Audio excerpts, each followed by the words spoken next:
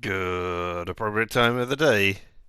To you, friends and enemies, right here. Why, I'm Richard, and this whole thing around us. Why, that's LMTDTMFFR. Or, say it with me now. Limited time offer. No vowels. And how? How are you doing this appropriate time of the day? Hope you're doing well. I am doing acceptably. Acceptably is the great way of saying it. Yeah, we missed yesterday's stream, but that's fine. We have a nice relaxing time being a beekeeper today in the beekeeper's picnic. And yes, because of that, I need to unplug this because I have been told that I should spell out B and then E. E twice? You want twice as many E's as you would get ordinarily? Why? Why would you want extra Y's? Why would you want that? E. E is what you wanted. That's what you asked for. E. Twice. Twice. E E. B E E. Because you're trying to spell B, you could have kept going and spelled beekeeper and you could have had 5 E's. 5 of them. My goodness, how could you could have had 5 E's? You want me to be? You want me to be what? Be in the moment? You want me to be present? You want me to be ever swirling, swirling, spinning towards my destiny? Because you've also redeemed that. You want me to be hydrated as well, because that is another thing that was redeemed.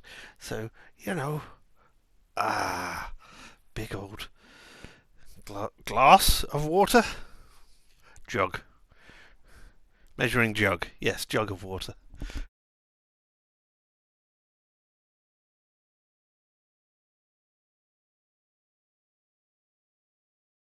You felt that 5 E's was too excessive if you were to spell beekeeper. Alright, well, there we go. But hey, there we go. Good. Or, do you want me to be opening doors on the advent calendar? Ooh, is that what you want me to be doing? Because that's a thing that we will be doing as well. Yes. And a better time than right now, actually. So today's the 7th. So we're going to open the 3rd because we have not opened that one, which is up here next to a dragon. That's a 3. And also the 7th. Where is this? The 7th is over here. That one there, which is kind of near a town. No, that's not a town. That's Christmas trees.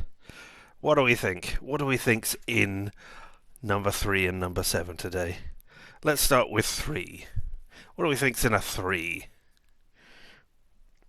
I suspect it is a big a die that takes up the entirety of this space because I have pushed on this. I thought I will try and make it a little bit easier by pushing on this, and when I did, it felt solid behind there. Trying to get my finger into the hole that makes it easier to open. So I'm suspecting it might be a D6 again. That is my guess. I think it's going to be a D6 in the 3 space today on today's advent calendar. I'll just see and wait around and see if anybody else has any exciting guesses. Oh, and alas, this will. Well, no, okay, I was going to say this will be the last day. No, it won't. Tomorrow will be the last day that we get to open 2 doors at a time. Because we've opened doors 1, 2, 4, and 5. Then we open 3 and 7 today. And then 6 and 8, and we'll all be caught up. So that'll be a shame. But, we'll get back to 1 door a day. And that'll be good. Alright, I'm opening the first door. I'm going to say the first door. As I said, I think it's a 6. I have no idea what colour or anything it will be.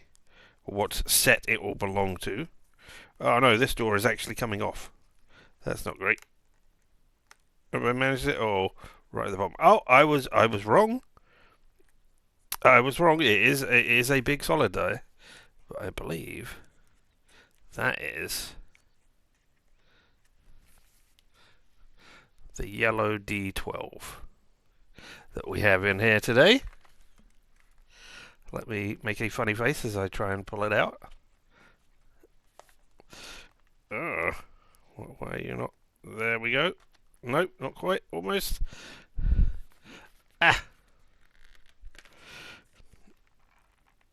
Keep rotating it. Yeah, there's a 12 there. I just saw a 12 on the surface. So it must be a 12. I mean, it could be a 20, I suppose, but it's not. Yeah, there we go. It's another of the yellow set. The yellow runic set. So now we know what two of the sets are exactly. The yellow runic set, which we got the D6 for. And then we know that this is a set as well. The kind of yellowy? I don't know, sort of see-through but not obscured, frosty glass type of thing. But we still have only a single of the bluish runic dice. I say runic. Let's get a real close-up. Come on, focus on that. There we go, because, yeah, the runes around the 7. Around the numbers in the circle. Just like on the yellow ones, but different colour. So there we go. I was wrong with that one. But now we have a 7 to open as well. Door number 7. Over here, just above Dragon's Hat. Part of the Dragon's Hat on the door. Do we think that's indicative of what might be behind there? What could a hat represent? Could it be the D20 being right on the top? At the top of the scale, also being representing the hat? Could it be a D20? It is. I was going to say the first of the 7s, which, is correct. It is the first thing that is divisible by 7. But 20 isn't divisible by 7. So I don't know why that would make it in any way more plausible that this was a 20 than anything else. We've got two 12s already. A 4, a 6, a D percentile. So we haven't got an 8, a 10, or a 20. So I'm going to guess one of those for today's number 7. I suspect the 8 will come on the 8, and the 10 will come on the 10. So I'm going to guess this is a D20 today. It is. Oh, I know why I was thinking it would be a D20, because 7 that's the number of dice you get in a poly set. So I thought maybe that would be nice synchronicity. You get a 4, a 6, an 8, a 10, a percentile, a 12, and a 20. So yeah, that is why I was thinking the 7 might be a 20. Because it's the end of the first run. So that's what I'm going to do. I'm guessing it's a 20. D10. You're guessing a D10. Well, I mean, it could be. For all we know. Well, somebody knows what it is. Or maybe somebody can't remember what they put in all of these holes. Or just filled up the holes, not willy-nilly, but, with enough dice that they would go there. They had 3 sets, and they went, this is how we fill it up. Alright, okay, the door is opening, and we have, I don't know, I've closed my eyes, as you can probably tell.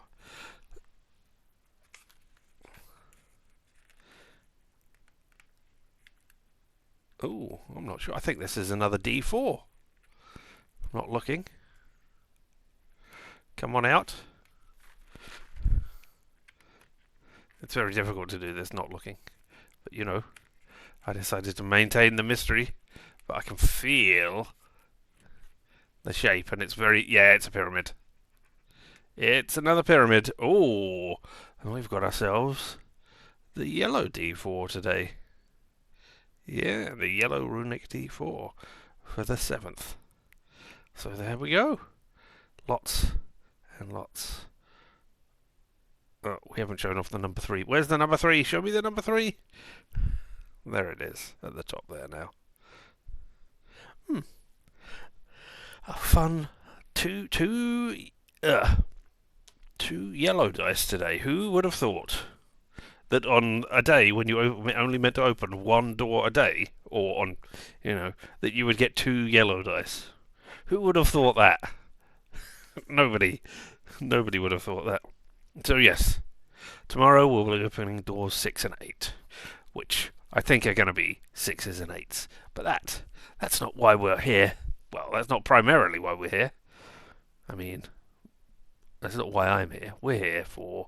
Go over to this one quickly and say Sherlock Holmes fun, as we're going to play the Beekeeper's Picnic. Yeah? Which we played a little demo of a while back. Earlier this year? At the beginning of the year, maybe? I can't recall exactly. Might have been summer. Might have been... closer than that. I can't recall exactly when. But yeah, we did that. So, without further ado, let's go over there and find out how a retired Sherlock Holmes is doing. And yeah, I've got Basil Rathbone and Nigel Bruce as the 2 Sherlocks on this particular picture. Or not the 2 Sherlocks, as a representation of Sherlock. They're not my favourite, but, they were a very good representation, certainly for their time. So, yep, over to games. Whoop. Oh, why are you also... What if I do that? Does that work? Because you were working before. Yes, there we go. The Beekeeper's Picnic. So, let's go in there and find out how Sherlock is dealing with retirement. What important things he's got to say during his picnic. Do you want to start a new game? Yes, please. London, 1903. Well, I was correct in my summation then. This is where the printing press created by the master counterfeiter Prescott was hidden. Voice acting. Ooh, no reading for me. There must be 2,000 counterfeit notes here. If all these had entered circulation, the Bank of England would have been severely undermined. Now we only have to wait and catch the bird returning to its nest. You think this man, Prescott, will return here?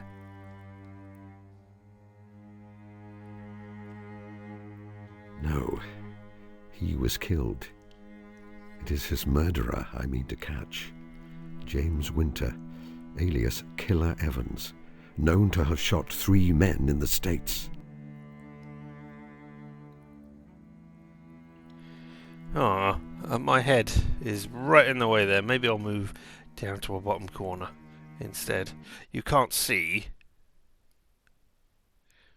the beautiful little bee in the corner there. So yeah, let's be down there where the crates are for right now. Maybe I'll have to move my head around at various times during this game.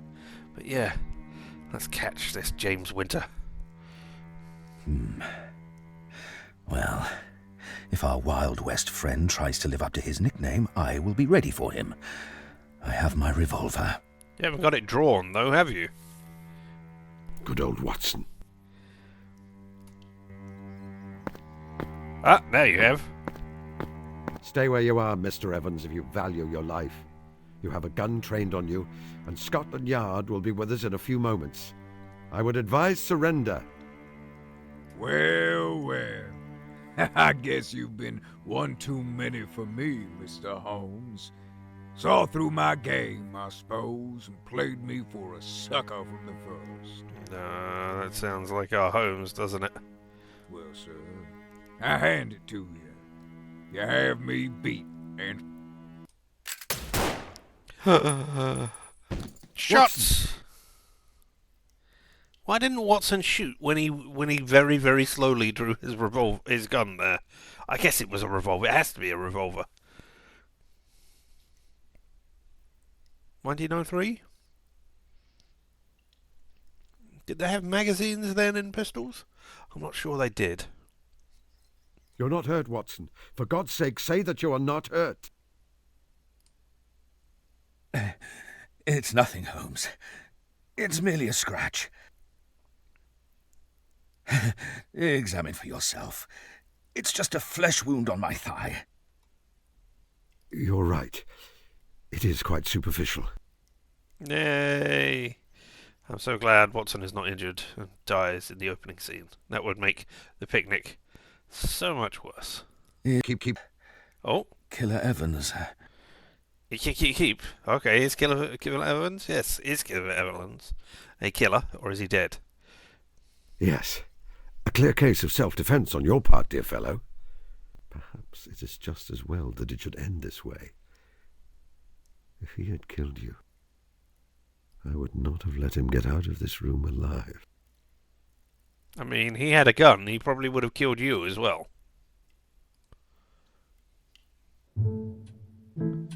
Now we're not covering over. Oh, Holmes, I do wish you would stop that. I am not hurt. That makes sense. I am not hurt is Killer Evans. Stop what, precisely? Sitting in the chair that way and putting your dirty shoes on the chair. My God, man, do you not know how dirty and filthy it is out in London at this particular time in its history? And you're putting that on the sofa, or sorry, on your chair. Who on earth would ever want to sit there? Ruminating over my injury. You said yourself that flesh wound, quite superficial. I will be back on my feet again in no time. You must stop worrying. I was doing no such thing. I was considering an entirely different matter. I may not be a master of observation, but I have known you long enough to think otherwise, my dear fellow. There must be some way for me to help Watson. Making a close observation of him would be a good place to start. And yes, we did this in the demo, didn't we? We need to make him like a cup of tea or something. But we will do the observation-y things as well, first of all, huh? Aha! Here's our cursor. Finally! The giant arrow which haunts all point-and-click games is here. Oh. Alright, well let's start by observing Watson. Oh. Right-click brings up the inventory, I see. Presumably, so just clicking on that. Yes! And that is... Oh, that's the Mind Palace, isn't it? Welcome Yes. to my brain attic. Brain attic, sorry, yes. I like to think of my mind as space full of That is what you well-chosen call it. materials, information which I can draw on in order to complete my work. I keep a record here of people who are significant to me, represented by portraits on the walls. The blackboard is very important. I use it to combine observations I've made in order to make deductions. Metaphorically, of course. You look pretty ill in this, Holmes. I mean, your speaking portrait over there on our right is fine, and the pictures of the people on the wall look fine, but you look a very strange colour here in your brain attic. Are you okay? Am I cursing my cursor? Oh. Alright, well, there we go. There's Mycroft, there's Watson. We'll be back in here. We'll make an observation of Watson, first of all. Examine Watson. Pick up Watson. Make use of Watson. Converse with Watson. I mean, of the time, yes, a phonograph like that. They were just coming into use during Sherlock Holmes's period. They were marvels of modern technology, even. But they produce sound rather than talking to somebody. I wouldn't have said that. Yeah, I was going to say I'm going to pick up Watson. Don't worry. Tempting. Tempting. He is not quite so injured that I need to toss him over my shoulder and put him to bed, however. Ah, well, that's a shame. Alright, what if I make use of him? I am here to be of use, Holmes.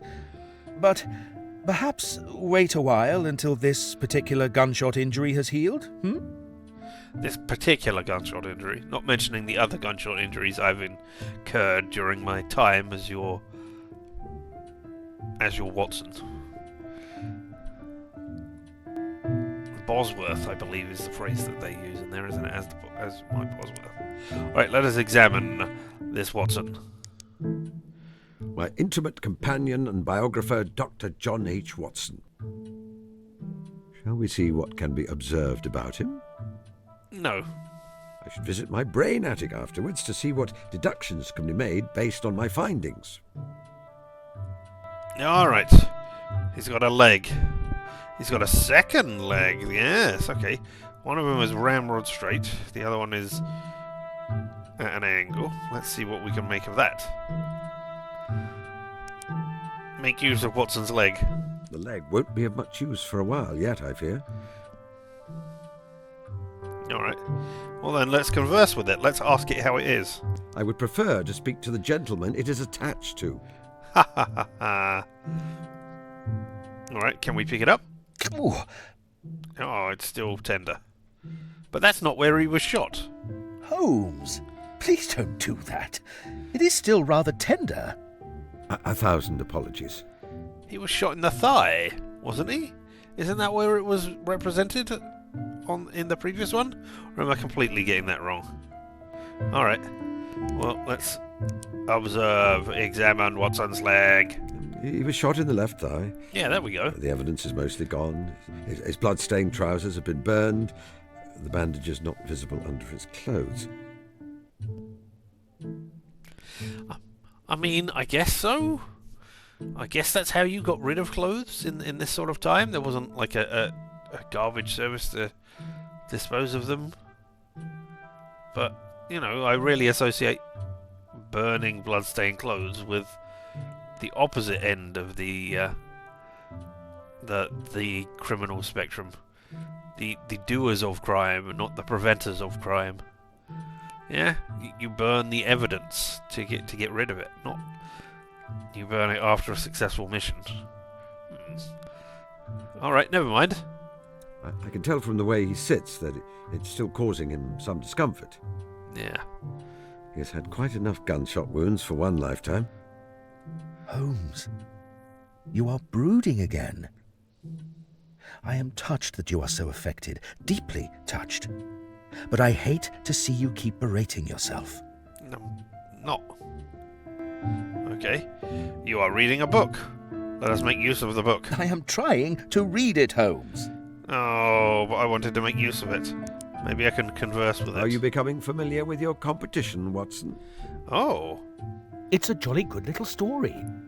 You see, this young governess goes to work in a large country house. Then one night, her employer is killed, seemingly by a toxin from an exotic plant he was cultivating, and she decides to make an investigation of the matter. Who are the suspects? Well, personally, I suspect the butler who... Wait. If I keep telling you details, you will tell me who the culprit is before I have finished. Sorry, Holmes. You must read it yourself after I am finished with it. Ha ha ha ha. I do not know what book that might be. It is a yellowback novel entitled The Lady Detective Makes It Right. Well, okay, there we go. Now we know. I don't know if that is a reference to something or not. I suspect it is, but I do not know which one it would be. There is a picture of a young lady examining a footprint on the front, an advertisement extolling the virtues of cocoa on the back. Ah, maybe he wants cocoa.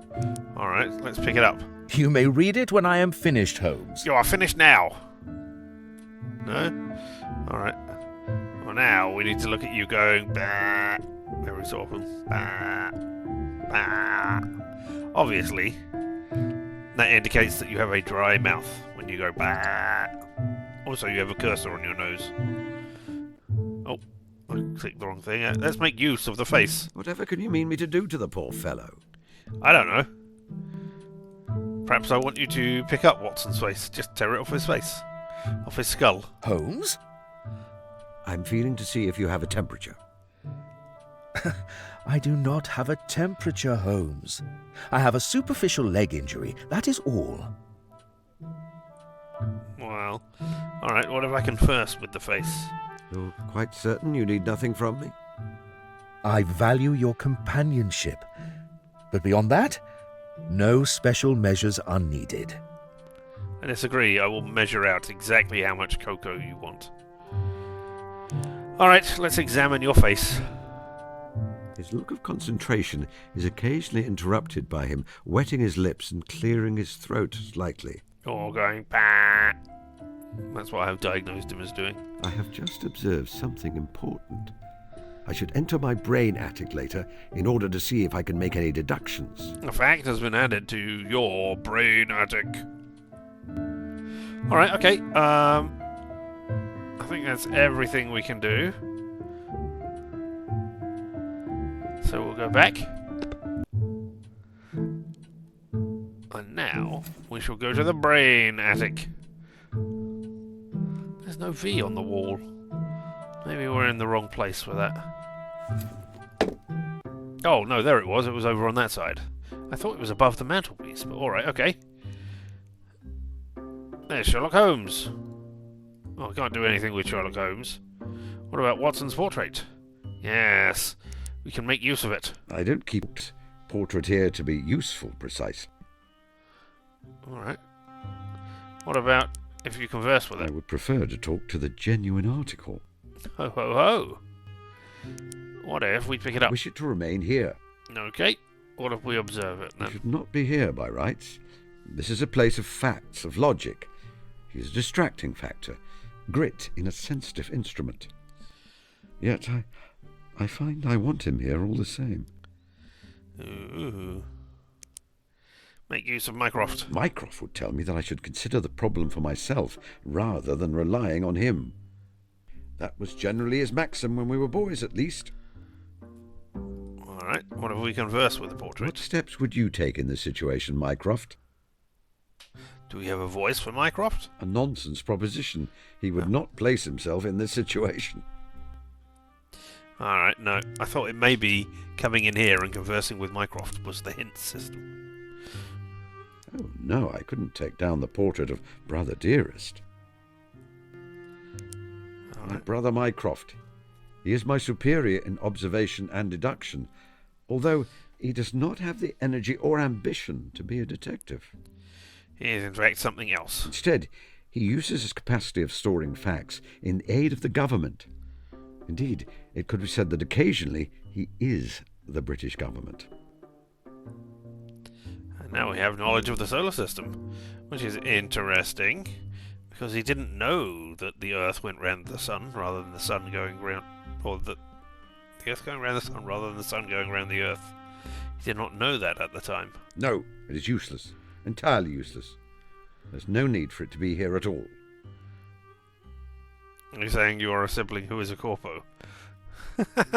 Yes, that would make sense, wouldn't it? Yeah.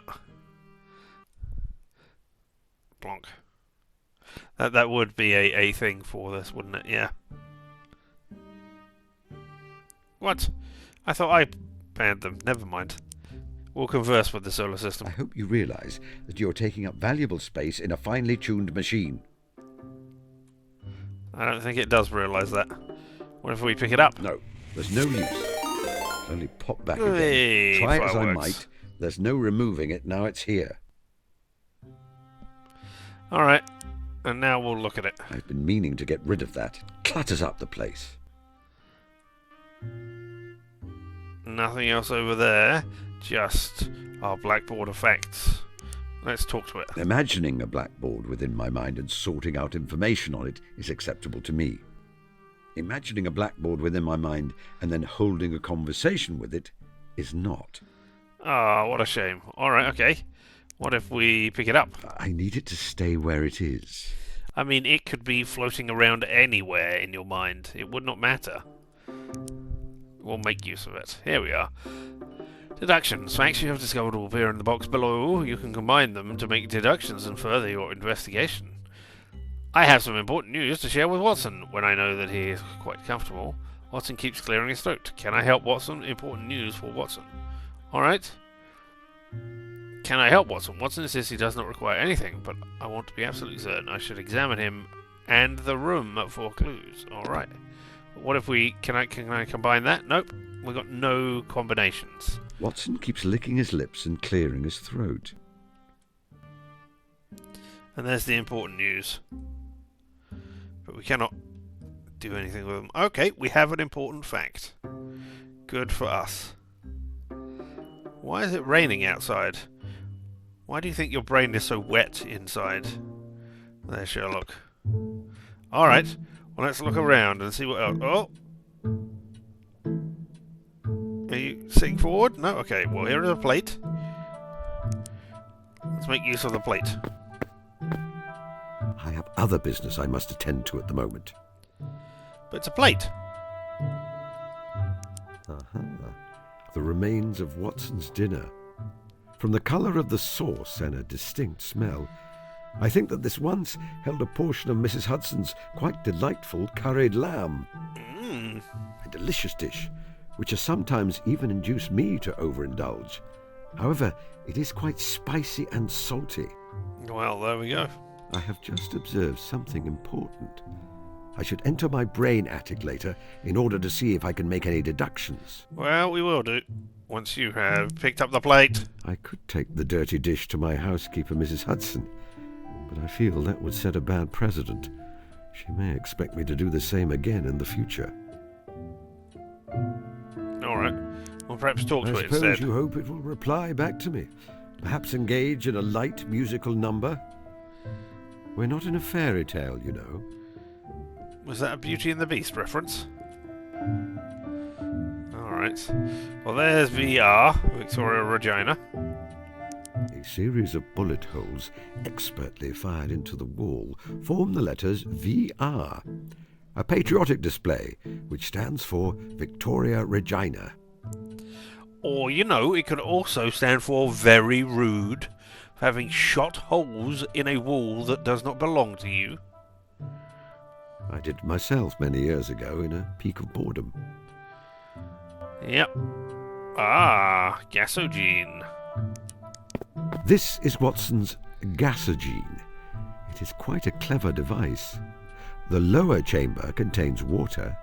The upper contains tartaric acid and sodium bicarbonate. The two chemicals react, producing carbon dioxide and carbonating the water. Aha. For some reason, he prefers to drink his water fizzing with bubbles. I don't know, maybe he likes There are bubbles. usually some I don't know. glasses here, but they are absent. I will have to improvise. Perhaps with this over here, maybe, this beaker. I wonder if you can converse with the We have a bullet new king now, Watson. Oh. Do you think I should update our wall? I grant you that the letter E presents a challenge. Does it? Alright, okay. Please, Holmes, Mrs. Hudson will only put the rent up again. Alright, well. Flowers. Well, what have we here? Some pink pansies have been delivered to our door. There's a handwritten card on rather fine cardstock. The penmanship is decidedly female. However, it has a certain lax form which I associate with those in the medical field. Dear John, wishing you a swift recovery. With warmest regards, Rebecca. Dear John. Dear John. How presumptive. Oh, because they used the first name. Right, yes. That is why. Oh. We'll pick them up and throw them out. Holmes, please leave those there. They were a kind gift from a friend. Alright. Telephone. Oh, that's the telephone, right? Yes, let's look at the A telephone. rather bulky, wall-mounted telephone with a tube to speak into and one to raise to your ear. I have seen more compact models. However, it has served me well enough since I installed it several years ago. Ah, was this how the hint system worked, where you could talk to Mycroft in his club? I think. I may be able to pick up the earpiece, I suppose. I can use the telephone to call my brother Mycroft. He often has valuable ideas about how to proceed in any given situation. Hello, operator. The Diogenes Club, London, if you please. Yes, I'll hold. Ah, near as the Diogenes Club. My dear Sherlock, how can I be of assistance? You're not holding a phone. Watson has been shot. Perhaps you can give us one. How are you, Mycroft? How are you, Mycroft? Very well, thank you. Those young whippets in Whitehall haven't been causing you too much bother? Dear me, no.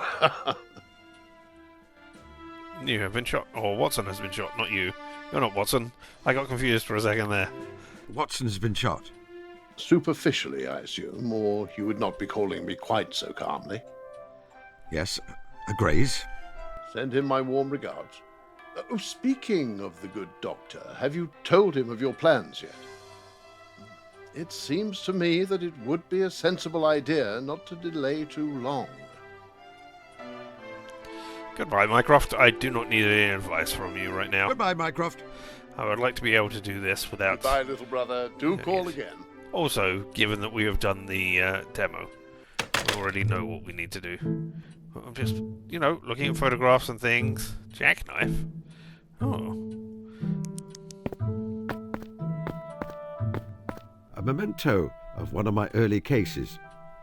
It is a photograph of the late opera singer Irene Norton, née Adler, the woman who was able to utterly evade my traps. I'm always rather pleased that she did. Pick it up. It has been in that spot for many years. I do not want to move it. And yet you're retiring to the country, and thus moving. So you will need to do so at some point. Ah, Mrs. Norton. I wonder how she is faring these days. She and Godfrey have a villa in the south of France, the last I heard. We received a Christmas card from them. Oh. She has the world convinced she is dead, of course, but I am certain you will not begrudge her that. It would make me something of a hypocrite to do so. And what is this jackknife? It is my practice to keep my unread correspondent firmly secured to the mantelpiece with a jackknife. Yes, I had forgotten that is a thing from the Sherlock Holmes canon, yes. I find it to be an efficient filing method, but not one generally advocated. Well, let's pick up these. If I take the knife, all my letters would be liable to go astray. Oh, that's unfortunate. I'm going to answer them. Eventually. Alright, what is this? A Morocco case. Ah. It is a small leather travelling case with a velvet lining. When I last looked inside, probably around 5 years ago, it housed a hypodermic syringe and other accoutrements. You may wonder why I still keep it here at all. I find there is a certain satisfaction in knowing it is available, yet untouched. Perhaps one day I will find some other use for the case. Holmes? Are you... Perfectly fine, Doctor. Please continue with your book. Alright, well, let's try conversing with it. I nearly lost my whole career to this vice. Even now, I feel the fiend is only sleeping. Oh, my dear fellow. Are you suffering? No, Watson, do not worry. The sleep is a deep one, and deeper each passing year. I am so very proud of you, Holmes. Thank you.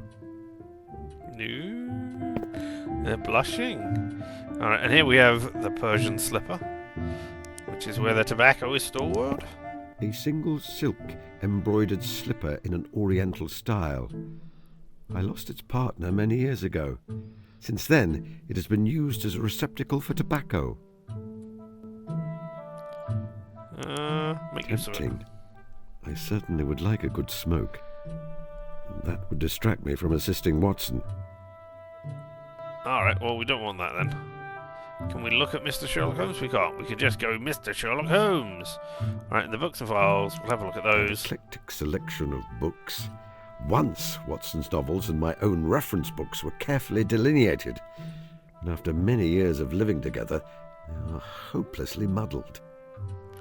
Oh, so you're saying that the two things are mixed together in... I was going to say a loving embrace, but yeah, I suppose that could be used, but yeah. Ah, what if we make use of it? Very tempting.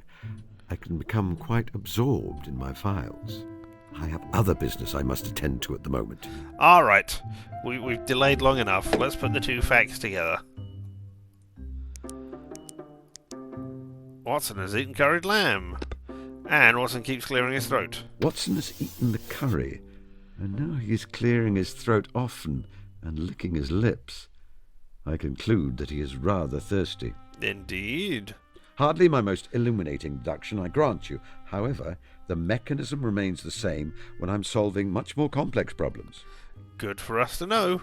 I should find him something to drink. I could ring for Mrs. Hudson, but Watson would find it more charming if I were to find him something to drink myself. Alright, Watson is thirsty. I can tell that Watson is thirsty. He would appreciate it if I would find him something to drink. Alright, okay, in which case, let's get him some gasogene, some carbonated water from this gasogene. I do not want to move it. It fits rather neatly in this corner. Oh, okay. In which case, there's a beaker, there's a chemistry set. Let's have a look at the chemistry set first of all. A well-used set of chemist equipment. The solutions to some of my most complex cases have been wrought here, over Bunsen burner and beaker.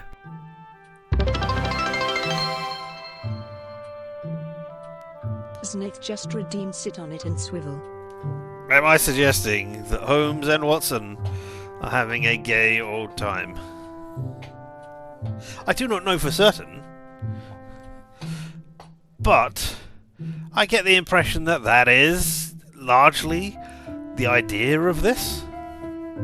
Or if not a gay old time, then at least Holmes admitting to Watson that he values him more dearly than anything else in his life. If Holmes is not capable of romantic love. So yeah. Alright, well, let's have a beaker. A newly washed glass beaker. Excellent. Then we will pick it up. Yes, I shall take the beaker.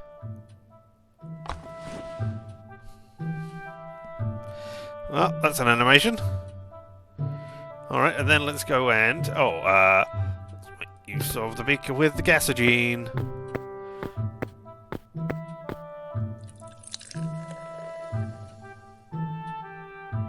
Yay! I now have a beaker full of carbonated water. Excellent. Can we do things with it? A beaker full of sparkling water. Right, I can do that. Okay. Alright, here, have a glass. Have a drink, my dear fellow. Here you are, my dear fellow. You seem to be thirsty after your curried lamb. Apologies for the container. Mrs. Hudson seems to have purloined all our glasses. It is clean, I assure you. Yes, my dear fellow. Thank you, Holmes. You are right. I am thirstier than I realized. I will trust that you have avoided cross-contamination when it comes to your scientific equipment, and that this is not an attempt to poison me. No. Well, I've done that for him at least. Perhaps I should stop delaying. There's something important I need to speak to him about. Yes, we will definitely stop delaying about things. We're not going to go to our Mind Palace and see if there's anything else exciting going on in here. Nope, okay, no more deductions there. There, the circles have gone. I'm definitely not delaying things by trying to pick up the chemistry set. If I pick up my equipment and take it away from the table, I will invariably absent-mindedly put it down somewhere unintended. I do not want to repeat the zinc in the butter dish incident. Sounds fun. Can we see outside? No, there's nothing outside. And we've seen every... Well, we haven't looked at the painting. Let's look at the painting. A print of Turner's The Great Fall of the Reichenbach. It has been there since Watson and I moved here, but has taken on additional meaning in the course of our adventures. Yes, the Great Fall of Reichenbach. That would indeed have more significance now. We could go back to Switzerland, you know, for a holiday. I imagine it is rather nice if one is not fleeing for one's life. That may be. However, I would prefer not to. Okay, well, what if I wish to converse with Death it? is a mingling of eternity with time. In the death of a good man, eternity is seen looking through time. You horrify me sometimes, Holmes. Alright. Alright, Watson. It's time. It's time for me to pick you I up. am here or to make be use of of you. use, Holmes. Sorry. But perhaps wait a while until this particular gunshot injury has healed? Alright. Alright. I will converse with you instead, in the boring manner. Have you ever considered getting a dog, Watson? Have you ever considered getting a dog, Watson? What a weird thing to just ask out of nowhere. Have you ever considered getting a dog? Sometimes. I am fond of dogs. They require considerable care, however. What about a leopard? Have you ever considered getting a leopard? No? Already have one, yeah. Yes, I did know that. I do remember that. Indeed. Have you ever considered getting They another are one? loyal beasts with excellent noses. You remember Or old anything Toby else? kept by Mr. You know, Sherman? just randomly. Ah, old Toby, yes. If we had a little more space, and I thought Mrs. Hudson would allow it, I may have thought to buy him and have him here with us.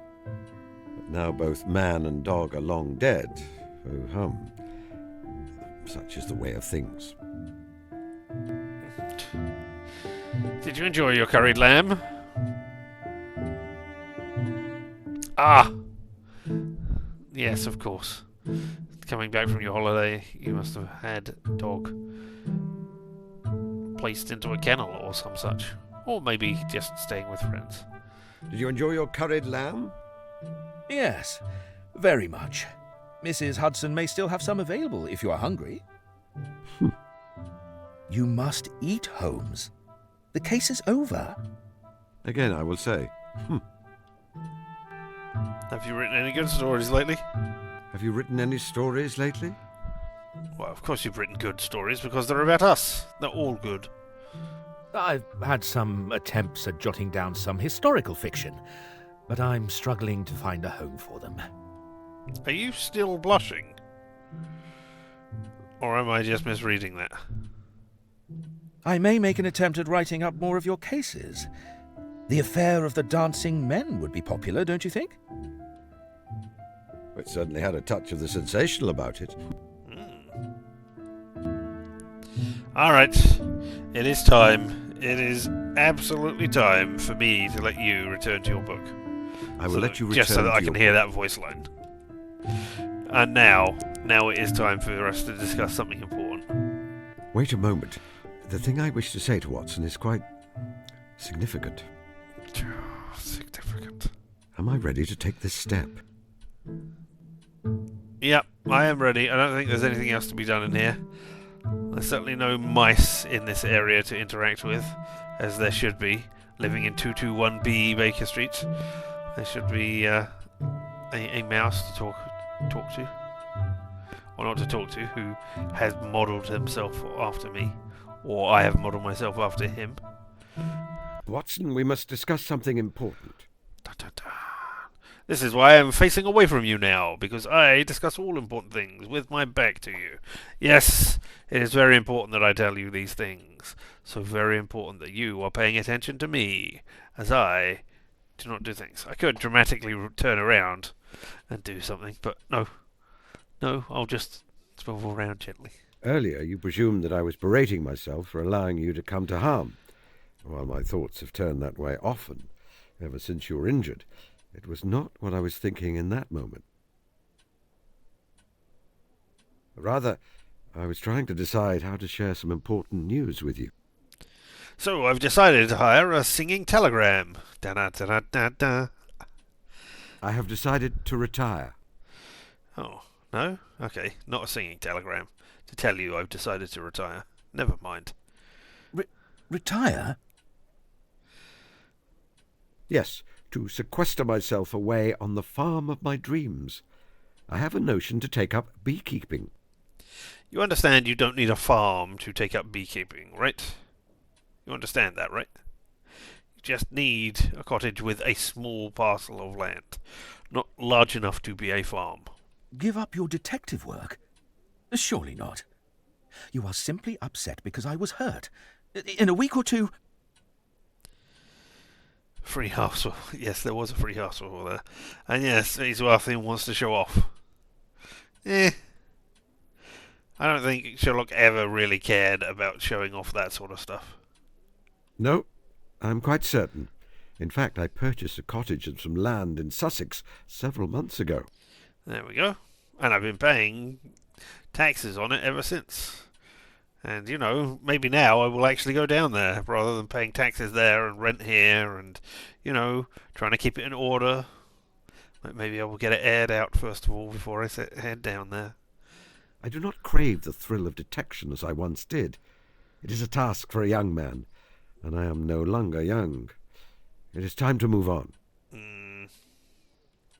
But what am I to do? Whatever you like, Watson. I am not your keeper. I am just cutting you off from, you know, your source of adventure and possible income and interaction with a side of life that you have grown accustomed to but will no longer need, and my company. You know, just those few things. That's fine. It is rather a large cottage. You could come and live with me, yeah. Holmes, I have my practice here.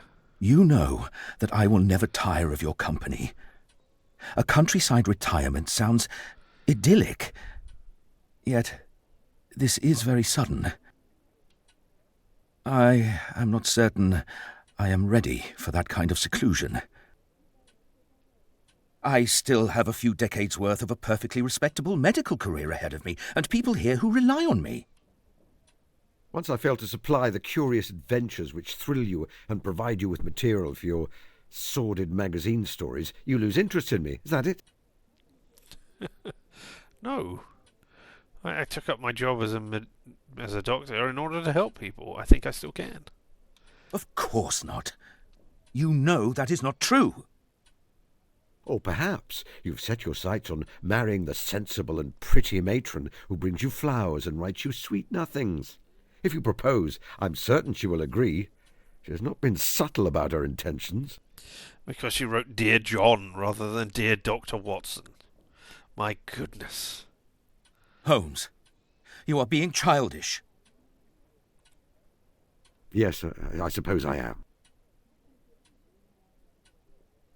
I was just coming across as kind of a jerk in this. Yeah, there you go. He is. He wanted to continue his life with somebody he assumed would just come with him, but he never took into account the other person. He just assumed it would all go his way. So he is being a jerk. Of course, I will come with you if you need me. If you ask me to join you, I will. No. No, I cannot ask that of you. You are loyal and true to a fault, my dear, dear Watson, and I am certain that you would give up your passions to join me in mine. If you did, a seed of resentment would be sown which might drive us apart in the end. I could not endure that. It seems that we are being drawn along different paths then. Yes, Strange, isn't it? yes. Very strange. They were wonderful years, weren't they? I loved every moment. Watson, they were glorious. We were glorious. Even the moment when I got shot. You won't vanish on me, will you, Holmes? You won't simply disappear without telling me you were going. I could not bear that. No, I think I have a little more sense these days than to engage in those kinds of theatrics. Should you need me, Watson, you will find me in Sussex, keeping bees and reading philosophy. At that moment, I fell off a waterfall. That was simply fantastic. I mean, to give them their point, it was Watson who said they were glorious. I suppose Holmes then did agree and say we were glorious. So yeah, alright. But still, yes, that moment I was hurtling to my death. That was great. And you will always be very, very welcome. There we are. 1920 in Sussex.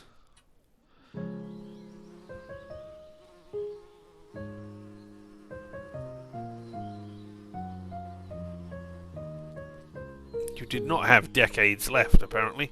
You had a decade and then some years. 7, to be precise. Well, 7-ish, because we don't know when they were going on. But here we are. Here's Watson arriving.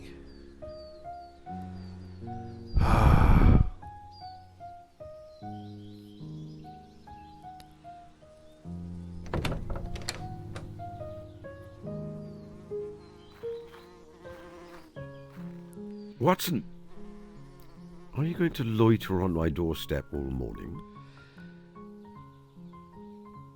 Good afternoon, Holmes. My word, you look well. I don't think I've ever seen you with so much flesh on your bones and colour in your cheeks. I remain as wiry as ever under the knitwear, I assure you. I must apologise for turning up out of the blue like this. I know I should have written to you ahead of time. My ship came in this morning and I found myself unceremoniously deposited back in England. I couldn't face the hubbub of London. I really am dog-tired. And you do have rather a good track record of perking me up when I'm back from a war. So I thought... I hoped... I mean, he's done that once before. I suppose he has a 100% success rate. So yeah, okay. Even though that has happened only once. Which was when you came back from the Crimean War? I forget. Yeah, I think that was it. If it is at all inconvenient, then you must tell me. I am certain I can find alternative accommodation. It is inconvenient, but you are worth the inconvenience. Watson, kindly stop talking nonsense. Come inside, get out of that uniform, Snake just redeemed and make make a me move say a at vowel. home. Alright, well, I'll do a vowel in just a second, and yeah, that is a very... Stay for as long as you like, Snake just redeemed my sit dear, on it and dear swivel. Watson. Watson is by my side again. I must ensure that he's able to rest and recuperate, and find a way to tell him, well, many things. But how? A picnic, perhaps, on the cliff tops. What do you say? A picnic? Made by a beekeeper? My goodness. What an interesting name that is. You would like that. The perfect moment of peace and tranquility after the As soon bloodshed as he we've has done seen, with your talks. all the lives he has saved and not managed to save. I will ask my housekeeper for suggestions for what I will need. She can generally be found in the kitchen. Oh, good. Alright, but before we do that, I don't know what this is good for, but apparently I have to say A. Although it was bracketed by the letters W and R, thus spelling out war. But I don't know what it's good for. So A? A what? A war. I wish there was only one of them. I wish we could only, say that thing over there that happened once in the entire history of humankind. That was what we called a war. And it only happened once. A war. Or war A. And then there was no need for war B because we realised that war was a silly thing. And so I decided that was it. A was going to be the only example of war that we had. A? A. Or A. A. A. A. Swivel. That would be a good example. A swivel. As we went round and round, round and round on the swivelly thing. But yeah. Now that I have talked about swivelling and wars, it's time to go back to a lovely cottage. You half expected a font with an A. Yeah, I thought about that. I'm saving that up for Friday next, when I will be playing the Dirtbag Greaser of Steam Stealer Murders This Define Earth game. Decided I must do more to distinguish my characters rather than just being me with a different set of skills. But yes, here we are. Alright, well, down there's the mouse hole. Let's examine the mouse hole. Who is most important? A very friendly and intelligent pair of mice live in there. Yes, they do. Oh, excuse me. Watson likes to joke that he swears that one of them plays the violin. Indeed, it does. Basil, the great mouse detective, is in there. And that's Basil Rathbone's last acting credit, because they used lines and stuff that you could hear. He did not play Basil, the great mouse detective. That was... I don't know who voiced Basil, the great mouse detective. But Basil lived at 221B Baker Street in a mouse hole. And then when they were walking past... they were looking out of their mouse hole, they could hear Sherlock Holmes, played by Basil Rathbone, playing some lines from one of his films. I don't know, I can't remember which one, but yeah. Let's see if we can make use of the mouse hole. Use it how precisely? I don't know. Stick your nose in there. Pick up the mouse hole. Putting my hand in there will disturb the mice. I didn't say that, I said pick up the hole. Alright, converse with them. Good day, my rodent lodgers. There they are. Good day to you. Alright, well. Oh, there's our violin. Let's look at My that. Stradivarius, purchased at a pawnbroker's in Tottenham Court Road for 55 shillings. Well, I don't own a Stradivarius. I don't know if I've had 55 shillings over my life. I've certainly had some shillings over my life, because they were phased out shortly. Well, they were phased out before I was born, but some of them were still in circulation because they happened to be the same size as 10p coins and did not necessarily get picked up by everybody when they've done that, or people just didn't hand them in when we changed from shillings, farthings and pence to decimal money. But I have certainly been to Tottenham Court Road. So yeah, one of those three things makes me just like Sherlock Holmes. Oh, and there's ER. Well done. Alright. Ah, and there is somewhere at Purple Holes. I decided it was only fitting to update the old regal monogram from Baker Street. Of course, we have a new monarch now, George V. Mm-hmm. However, a letter G does not lend itself well to calligraphy by bullets. I think you could do a G pretty well. It would just be a giant circle like that, and then a line going in and a line coming out again. Maybe.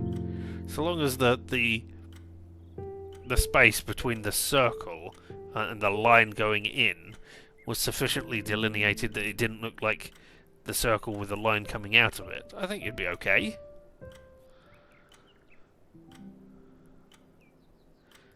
Can I pick it up? Impossible. No. Impossible. Thank you. Let's do that again, eh? Impossible. No. 2 lines playing at the same time. That's great. Well, can I make use of them Use it somehow? how precisely? I don't know. Maybe you could converse with I it. would rather hold a conversation with a human being, or not at all. All right.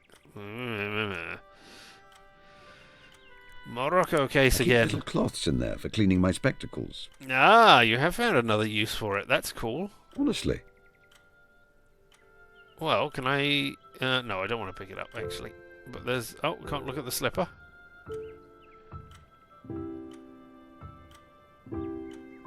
we go. Paint. Oh, that's the painting that I'm looking at. Oh, right, okay. I thought there was something there, but no, it's the painting again. Let's look at it again.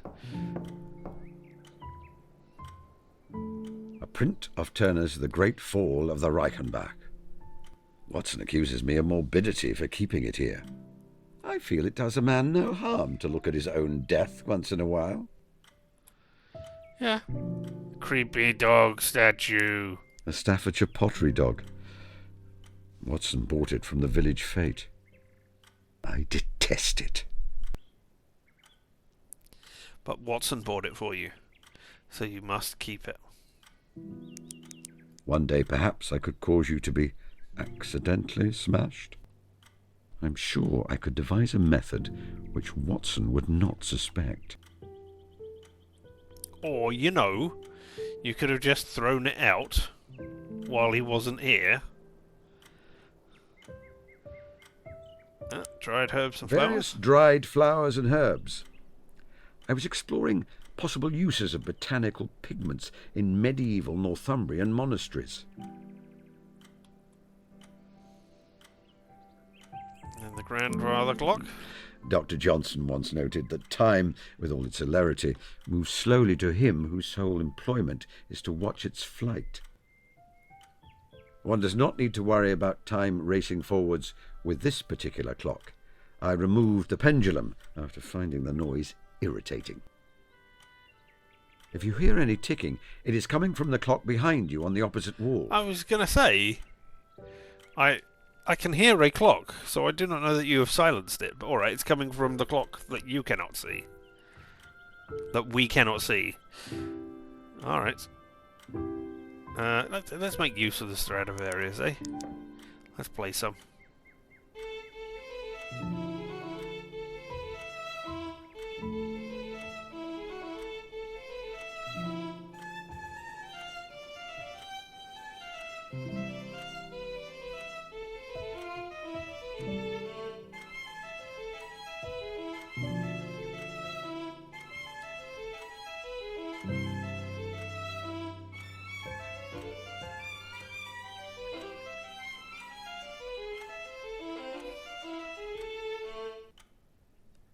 Very well played. What is this tiny little pixel that is there?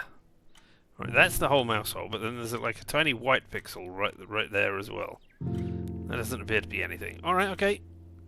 We have the A gramophone. device for playing sound recorded on a disc made of shellac.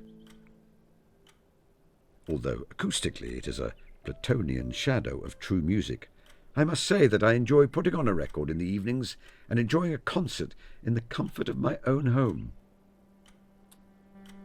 Good for you. It was Bandcamp Friday on Friday, so you could have bought things from Bandcamp where all of the money would have gone to the artist rather than to taking a cut to Bandcamp. I do wonder, because I only ever buy things on a Bandcamp Friday. Yeah, because I want my money to go to the artists. I do wonder if by doing that, I am causing the downfall of Bandcamp. Because I never give anything to them.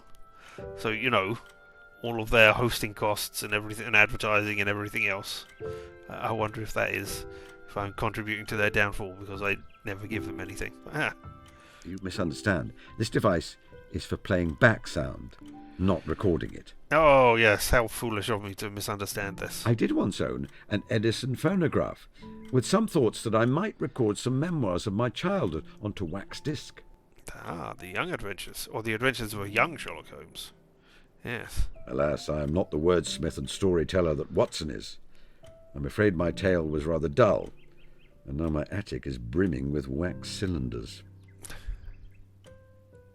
Look, even if it is dull, people would be thrilled to hear Sherlock Holmes recording it. I mean...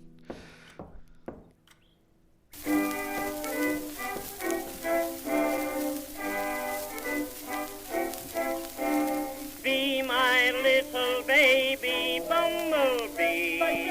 Buzz around, keep a buzzing round. Bring home all the honey love to me. Can I turn you off if I do that by making use of it again? The happy hours roving with you. I can. Maybe we will listen to that as a going out thing. Right, we've done the grandfather clock, we've done the painting, we've done the herbs, we've done that. It's the beekeeping suit. Examine it. The protective hat and gloves I use for tending my bees. Yes, I know. A lamp. I always find this style of lamp slightly disquieting. Why?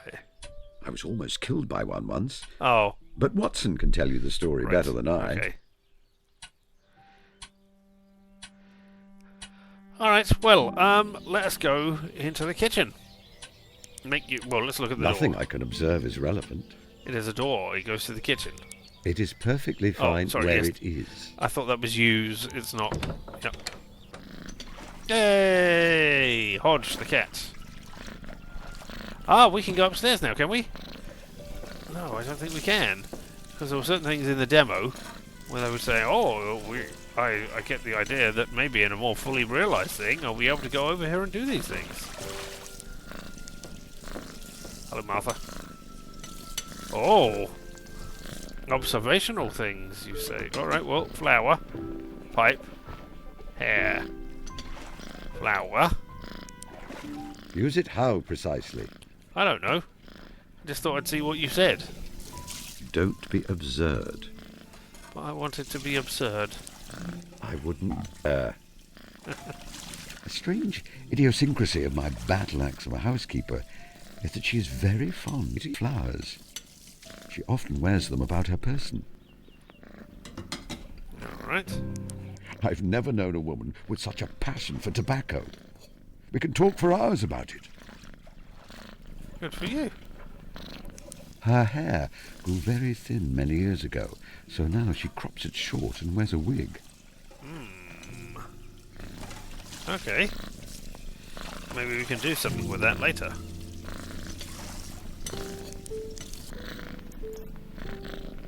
How are you, Martha? How are you, Martha? Very well, thank you, sir. Although I am quite busy at the moment. Sometimes it feels like this house is lived in by a couple of elephants, not two distinguished gentlemen. Ah, so Watson has been here for a while now. Is that what we're saying? That's good. How can I make a good picnic? Martha, I'm planning a surprise picnic for Watson. What key components would you suggest are required? A surprise picnic, eh? This isn't secretly some scheme, is it? No. Scheme? You're not setting this up in order to capture a gang of counterfeiters or such like? No, I am setting this up in order to enjoy a picnic. Oh, well, it was worth checking. Always. I would have thought the location is very important.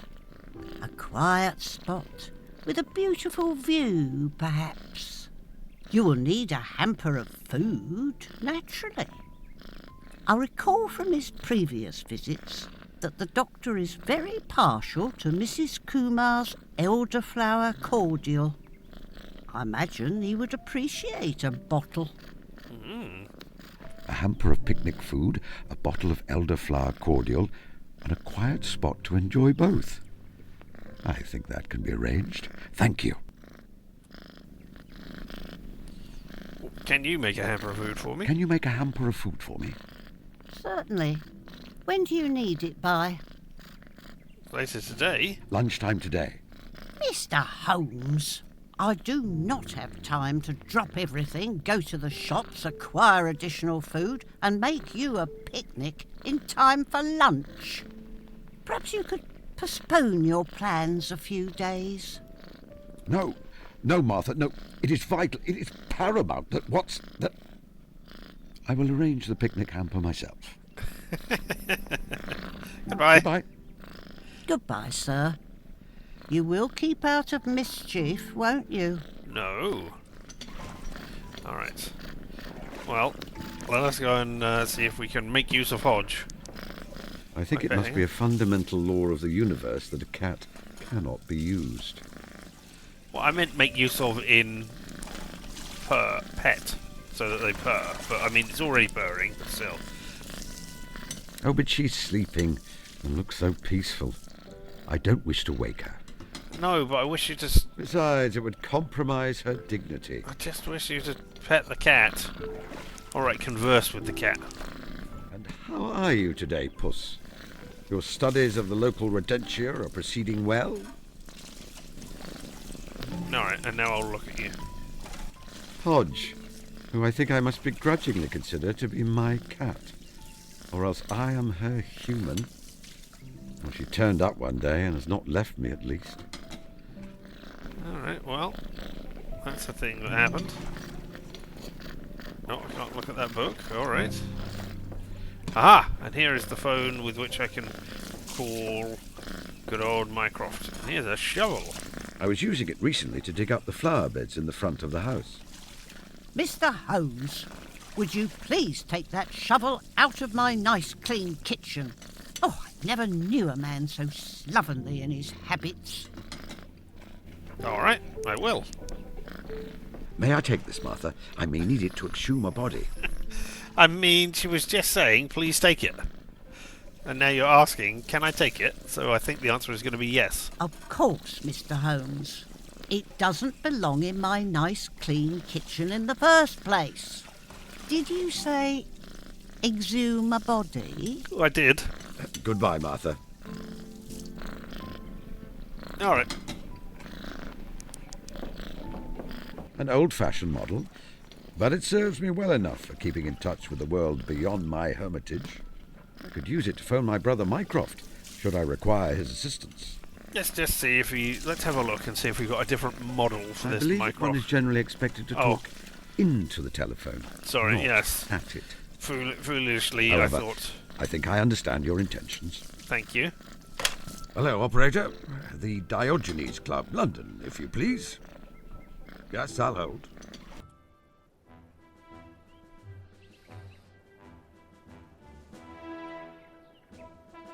Ah, look at you with your My white dear hair now. Sherlock, how can I be of assistance? How are you? How are you, Mycroft? How are you, Mycroft? And how is London? Oh, I am well, and so is London. I find that retirement suits me. You are keeping yourself occupied? Certainly. I breakfast and read my book from 8 o'clock until 10 o'clock. From 10 until 1 o'clock, I take in the view from my window. For 3 whole hours, Mycroft. You do not find that dull? To anyone who wishes to study mankind, that is the spot. I see the whole gamut of society through that window. Then I dine at the Ivy, before heading to the Diogenes from 2:15 until 8:15. I see. A punishing schedule. And what are you doing with your dotage, little brother? Keeping bees. I have taken to beekeeping. The bees occupy my interest as much as the criminal world of London ever did. I completed a magnum opus on the subject. Practical handbook of bee culture with some observations upon the segregation of the queen. A riveting read, no doubt. No, but informative. Goodbye, brother. Goodbye, brother. Goodbye, Sherlock. Do call again. Maybe I will. But not right now. Okay. Oh, what is this A painting? print of the shipwreck by Claude Joseph Vernet, who is my esteemed ancestor. Yes. It explores concepts of the sublime, the horrible and powerful meeting the beautiful. I have always found it profoundly moving. All right, well then, let's get out of here. Now that we know what we need. It is perfect. Oh, sorry, yes. Out you go, make use of doors to outside. Oh, there is the Watson. The Watson.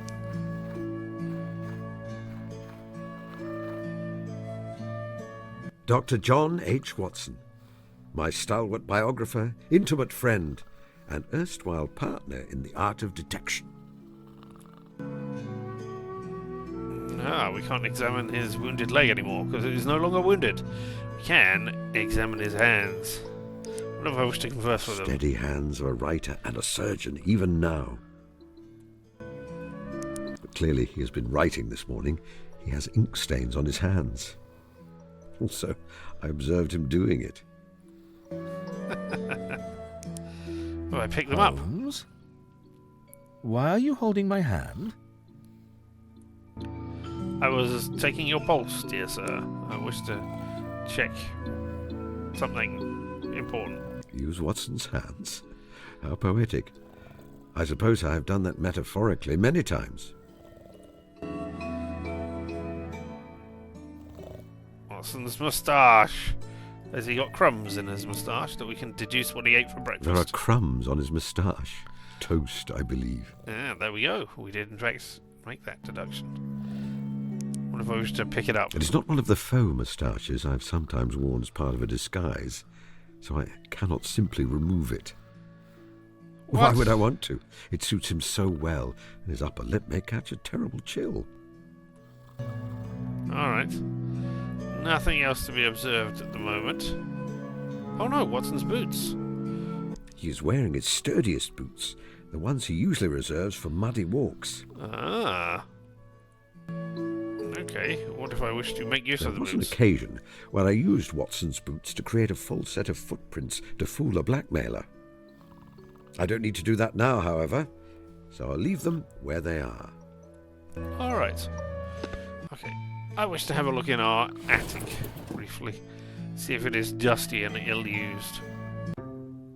Oh, no, we have many, many more pictures and things in here.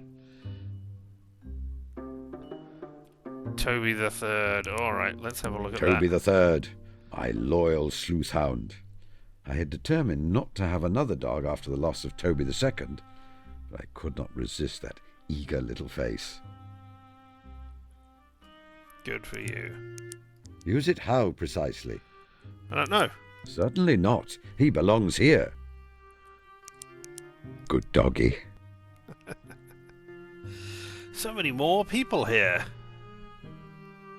Mrs. Whitlock, Sanjay, Stackhurst, Mrs. Kumar, Mycroft, Martha, Tilda, Violet Hunter, P.C. Weber, and, of course, Watson. Oh, and there's the heliocentric model of the solar system. I've given up on attempting to get rid of that. It seems I am stuck with it. Yeah, but it's moved positions in your place at least. Fine. Remain here.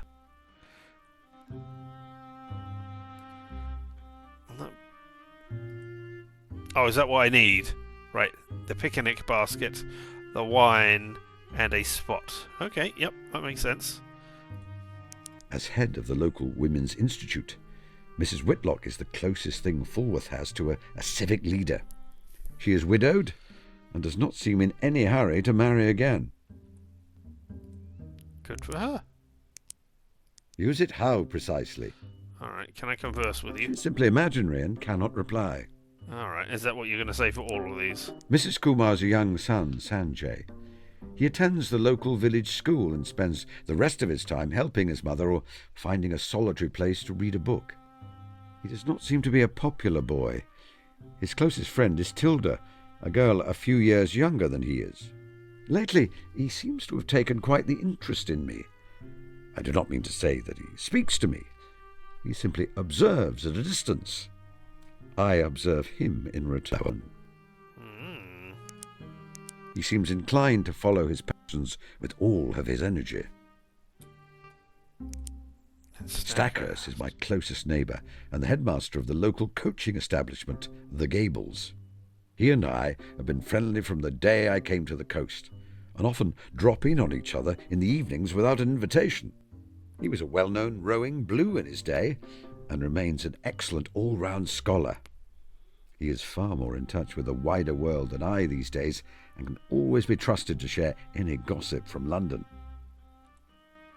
I was going to say, I am certain there are references in this that I'm getting, but I'm pretty certain that Stackhurst is the victim in the Lion's Mane adventure, I think. I think that's where he is from. Hello, old chap. Hello. My elder brother Mycroft is 7 years my senior. Our difference in age meant that we did not spend a great deal of time together as children. He was off at school, while I was still learning the rudiments of walking and talking. I still think we recognized in each other a shared mentality. It was he who taught me the deduction game. Indeed, he remains the master at it. Yet for him, it is just a game, while for me it was both art and science, a means to a livelihood. Mycroft remains the only one with whom I can discuss my thoughts at full luminance, without keeping the end of the shutter. For much of his life he held the British government's secrets in his head. However, now in retirement, he spends most of his time at the club he helped to found, the Diogenes. If I need his help and advice, I'm able to telephone him. But what if you just want to converse He with him will here? not be much use at providing advice on the issue which is most vexing me. We live alone and are content to do so, while I tire of it. My neighbour, Mrs. Kumar, came to live in Fulworth in 1915. She is a widow. I believe her husband served in the Indian Expeditionary Force under the command of General Sir James Wilcox. Like so many other women in the wake of that terrible slaughter, she has built up a livelihood to support herself and her young son.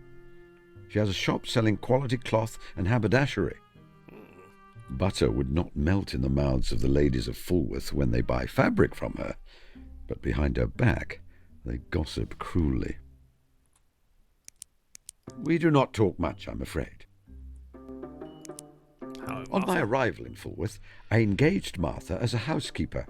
I had expected a dull old lady, not a patch on the dear Mrs. Hudson, who ran my household for so many years. Instead, I was delighted to find that Martha is quite the eccentric.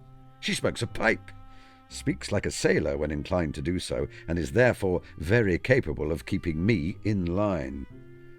Despite her being under my employ, I think of her as a friend. She helped me in some of my espionage work during the war. I greatly enjoy sparring with her. Good. If Watson came to stay on a permanent basis, you may find your workload slightly increased, but I'm certain he would be your ally on many matters. He shares your views on indoor target practice with a gun, for example. As does. I mean, that is not a particularly rare thing to find people who will agree with you. Using a gun indoors in a residential home is not, necessarily something that people want to happen. Yes, Tilda? Miss Tilda is the niece of my former client, Miss Violet Hunter. Ah, yes. Miss Hunter became her guardian following the death of her parents. She is a vivacious young lady with a great passion for learning, particularly in the field of the natural sciences. She is simply imaginary and cannot reply. She better not be imaginary. I first encountered Miss Violet Hunter when she was a young woman, seeking help concerning a governess position which paid well. None too well. Yes, she was substituting for somebody else, where she sat in the window, and she was a redhead, I believe. I mean, looking at the pictures, yes, I can assume that. And she was sitting there in the window, waiting for and a suitor was observing her from the windows from a far distance, so they could not tell that she was not actually the person who they hired the governess to pretend to be. Well, they didn't. They hired her to sit there, but she had to look a particular way so that she could fool the suitor from a long distance. In the years since then, her career has flourished.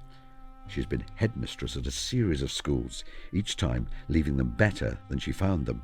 I was quite delighted to find that she also has a house here in Fulworth. Well, quite the cast of characters. She's simply imaginary and cannot reply. Oh, that's a shame. I have known a great many policemen in my time. Constable Webber does not rank well amongst them. You should have said, I have known many great policemen in my time. Well, no, you shouldn't have said that. This is just how I would phrase it. I've known many great policemen in my time. Or I've known a few great policemen in my time. Constable Webber does not rank amongst them. He has a patronising way of speaking to me, which I do not like. You are old now, Holmes. I have nothing to say to him. Good. That is Watson. He took his degree in medicine in 1878 before studying further to become a surgeon with the army. Just as the second Afghan War broke out. The Afghan War. That led him inexorably to the fatal Battle of Maiwand. He nearly died there of a bullet wound, or else of the enteric fever which followed. Returning to London to convalesce and living on a pittance of an army pension, he required someone to share the cost of lodgings. A mutual friend introduced him to a self-destructive young fellow who was trying to make his name as a consulting detective. A private I dare say we saved one another in a way. And from that moment, our lives were bound up together. Sometimes we were parted. The obligation of married life called to him, or my vocation called to me. But thankfully, we always seemed to wind up thrown together again. In the war, I engaged in covert work, while he returned to his roots as an army doctor. It was only in that long silence that I wondered if I would never hear from him again. Yet England is at peace, and he is with me again. Watson, do you know I care for you deeply? My memory cannot reply. Watson. Okay, the same stuff again. I wondered if it might have more. Right, let's have a quick look at the blackboard and see if we've got that. We're just doing a picnic for Watson. I would like to create a perfect picnic to allow Watson to rest and recuperate, so that I can tell him, well, many things. Alright, well, there we go. Alright, here is Toby the Third. Noble hound, the finest canine in all England with the best nose. Toby, third of that name. Gosh! I say, that's a little rich. All true, of course. Would the great Sherlock Holmes accept anything less in his loyal hound? A talking dog. Hello, Master. Ah, you're a good boy. Oh, you're a good boy. Woof, woof. Well, naturally. And I think you're a good human, Master. Especially when you give me bones. It's a pity that for all your intelligence, you can't understand me. Yes, you can. Quite a lot. There was a study recently about how dogs love you. I know that sounds weird to say that, but it actually lights up the centers of their brain associated with love, not with like food or resource gathering or anything like that. They do not view you just as, hey, this is the thing that I enjoy having in my life. That they view you as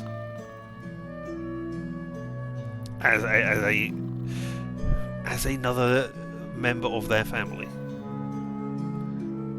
which has been largely suspected for a long time, obviously, or considered the wisdom, but it was proven scientifically that the parts of their brain light up remember that. I wish I could remember more of the study that was done. But yeah, I'm not hugely good at that. Remembering things.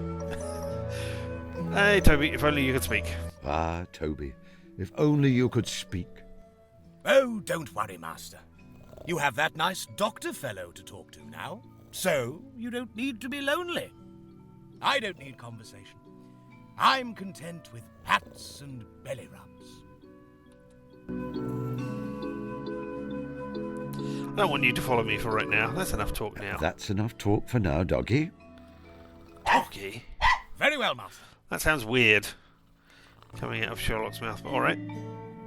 Okay, well, let's wander around and see what we can find here, right? The honey, the smoker. A stainless steel cylinder attached to some bellows. A honey extractor? My extractor designed to drain honey from a beehive frame. Alright, and over here we're going to have... There's lots of bees. Ah, and here are the beehives. They are buzzing around in fine form. If I want to open the hive, I should subdue them first. Yep. And this one, same deal? Yep, okay.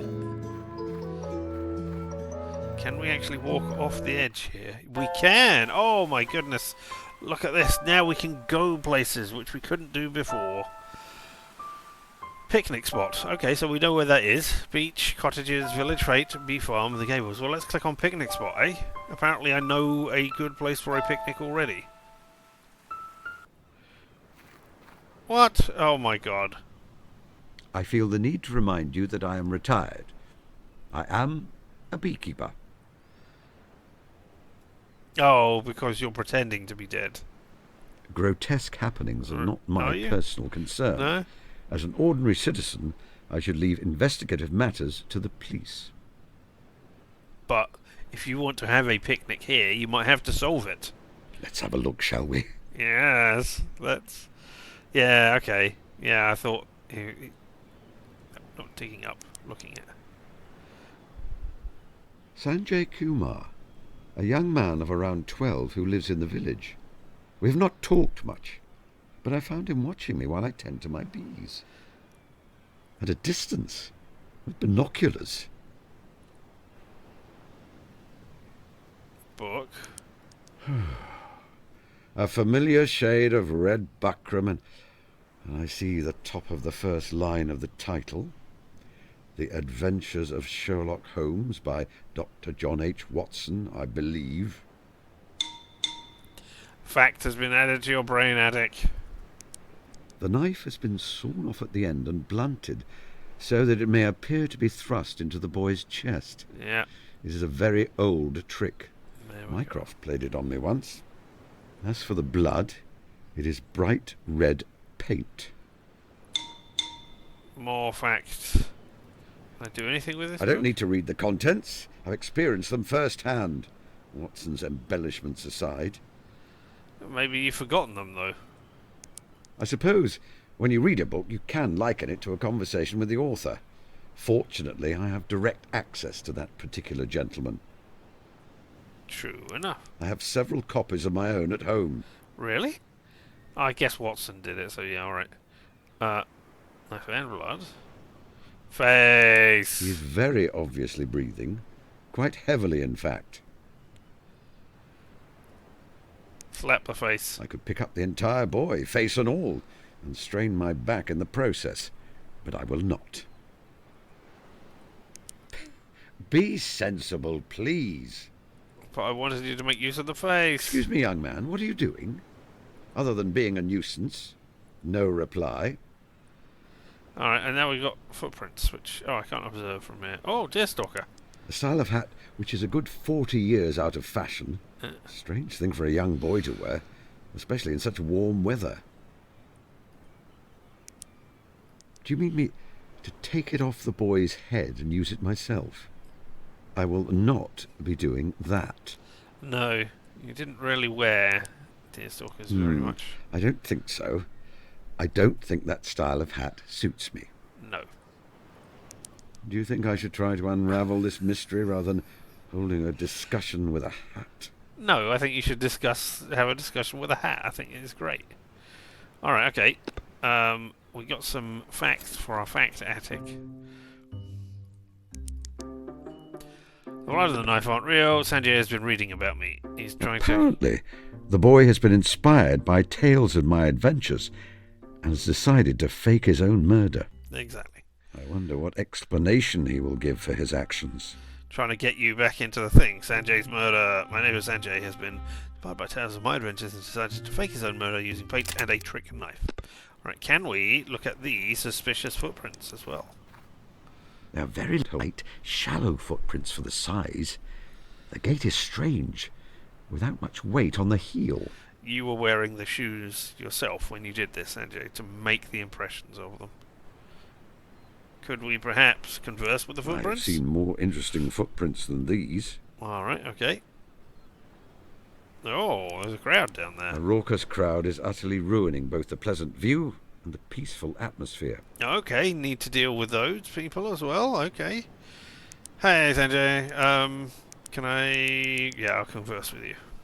Young man, can you hear me? Well, you are still breathing very obviously. In fact, you have been inspired by the work of my friend Watson to stage your own murder. Might I ask why? What are you doing, young man? Let me say you are very obviously breathing. Well, you are still breathing. A very obvious, in fact. You want to talk to me You then? will not talk to me then. You've been inspired by my friend Watson. You've been inspired by the work of my friend Watson to stage your own murder. Might I ask why? Is Childer meant to be solving it? But have you solved the mystery? Do you know who murdered me? No. You have not been murdered. Also, you somehow have managed to take the paint off of the ground with you. That is far more interesting than anything else you could possibly be doing. But if I had been, do you know who did it? I thought you'd look at the footprints. I did look at the footprints. I determined they were of little weight.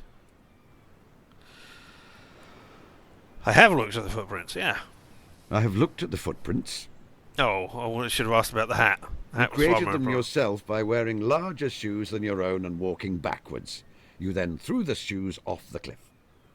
I know, but if I hadn't done that, who would they suggest the murderer was? You were supposed to think it was Harry. I don't know a Harry. Exactly. Why are you wearing that hat, Versal? Why are you wearing that hat? Well, because I really admire you, and it's like yours. Your famous hat. I was not aware that I had a famous hat. Yes, it's more famous than you, in fact. But of course you do. You wear a deerstalker all the time. Look at the hat he's wearing right now. I may have worn one on a countryside excursion when they were fashionable, but I would hardly say that I wore one all the time. Oh, Who is Harry? Who is Harry? don't you know? He's Harry. He's in the year above me at school. No, of course I wouldn't know that. Why would I think it was him? And you wish to frame him for your murder? No, not really. I didn't want him to be hanged or anything. Hung. Well, that is gratifying. It's just he's always mean to me, so I thought I'd get back at him. You weren't fooled at all? Afraid not. No. Oh. It's not kind of a friend to be dead. Goodbye, I hope you do not do that. I'm afraid you made several elementary errors in your scheme. Let us go over them one by one so that you can improve for the next time. I'm afraid you made several elementary errors in your scheme. In future, you may want to add a slight amount of blue dye to your fake blood, and perhaps cornflour to make it more viscous. You should have become more adept at hiding your breathing and found some way to prevent me getting close to you. I am no doctor, and my eyesight is poor, but at close quarters I can tell a healthy boy from a corpse. Indeed you can. Oh. Right. Of course. I've been stupid, haven't I? No, you're just not adept in the art yet. You will get there. No, not at all. No, not at all. don't need to try to be nice, Mr. Holmes. I know I've been stupid. No, you haven't. You're just not versed in this yet. It's not kind to pretend to be dead or dying. Yeah, sure. It is not kind to pretend to be dead or dying. Thinks of the number of actors in the world who frequently do that. Stunt actors, other people trying to get death scenes out of it. Not renowned, notable actors who try to have notable death scenes and things. That you pretended to be dead in the empty house. Even Dr. Watson didn't know you were actually alive. Yes, to my shame. And that is why. I know it is bad.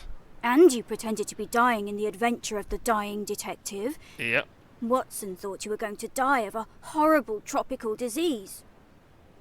It seemed necessary at the time. And you exaggerated your injuries in the illustrious client.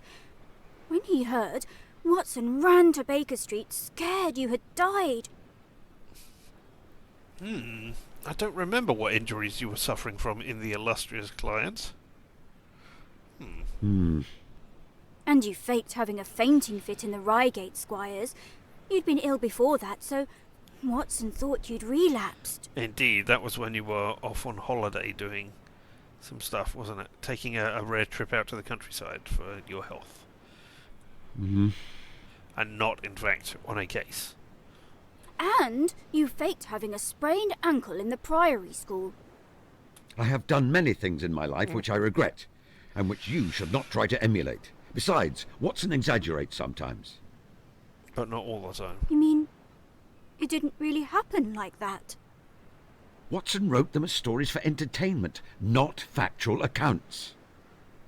Oh. Of course. I mean, I knew that. Most of the deductions and things, yes, they were absolutely factual, because I'm amazing and can do all of these things, but, you know, all of the fluff around it, not necessarily. I'm sorry I bothered you, Mr. Holmes.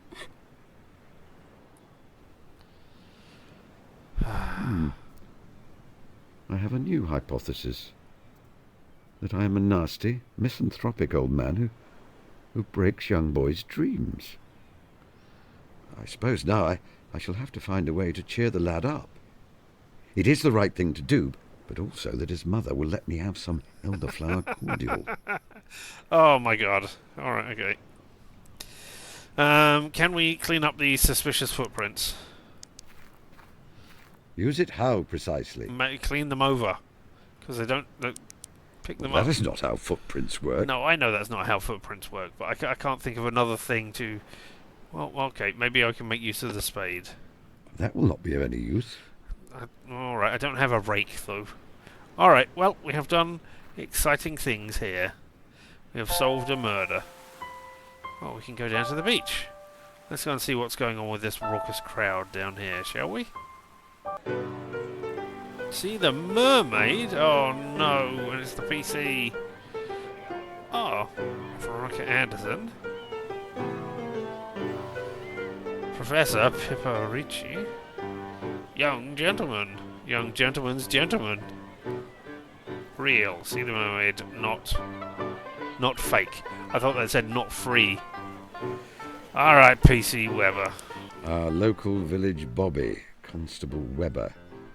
He is frustrated that he never ascended the ranks and made sergeant.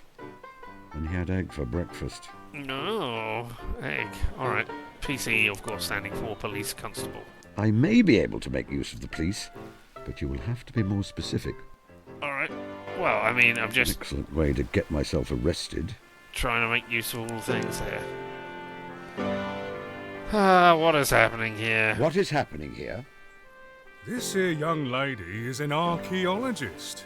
She's made a tremendous discovery, some kind of fossilised mermaid.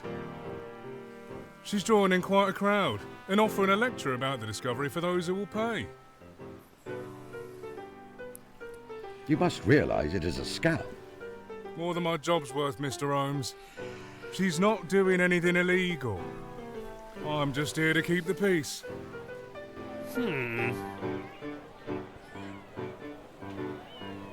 That voice sounds vaguely familiar. It could just be a similar sounding voice, though. I'm not sure if that's a person I know or whose work I've come across before. Have you asked the young lady to move? Unless I find out she's done something illegal, I can't shift her, Mr. Holmes. Alright. I have something to report. What's that then? Dead send you. I have nothing else to report. I have something to report. What's that there, Mr. Holmes? I have nothing to report. Goodbye. Goodbye, Mr. Holmes. Alright, hello, Veronica Anderson. A journalist, I believe. Alright.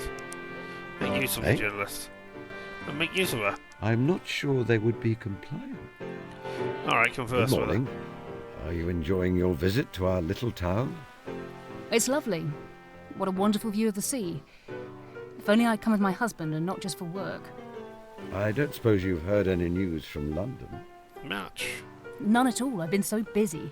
Haven't seen a newspaper in days. Really?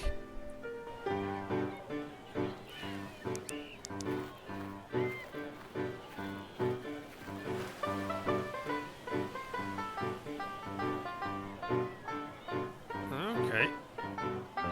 Well, let's have a look at the mermaid body. Let's make use of it. I do not see a way to use it. Okay, can we just pick it up? I'm examining it at the moment, so I will not pick it up. Okay. I think that the tail has been created from paper and glue. Ooh. Alright. Can I converse I with would it? rather not. The features seem simian to me. Like a monkey. The fact has been added to your brain, Attic. I'm examining it. Okay. So is that a monkey body that has been shaved? Or is that a real body and then they've put a monkey head on top of it? I don't know. Alright. Let's just have a look and see what fact we have. Mermaid is made from a monkey. Okay, so that's all we've got. Fine. I don't... Oh, want to go back. There we go. Hello. Oh, fashionable couple as well. Oh, was there more over here we could have talked to? No. Nothing to do with the sea. Alright, fashionable couple. An elegant young couple. Seen them in the village, but do not know their names. I feel it is likely they moved to the seaside for the good of his health. He has been unwell in the last few years.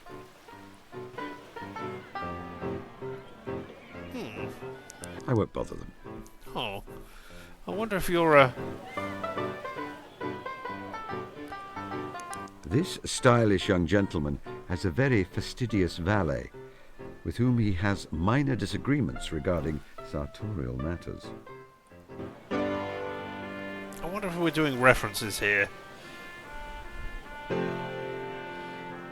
mean, I would say Jeeves and Worcester, but I don't think he was ever... Jeeves did not come into his life when Worcester was this young, so I don't know. I was wondering about that being Tommy and Tuppence, Agatha Christie, detectives that she created. I don't know. I have a feeling I would find him I don't know. unintelligible. Feels wrong. Young people today talk such nonsense. Okay, what about the young gentleman's This fellow is clearly deeply intelligent. Why he seems to be employed as a valet when he could be running the country is an interesting conundrum. Well, I can only deduce that he must be very fond of his employer. Tempting. I imagine he would give quite engaging conversation, but I do not have time at the present.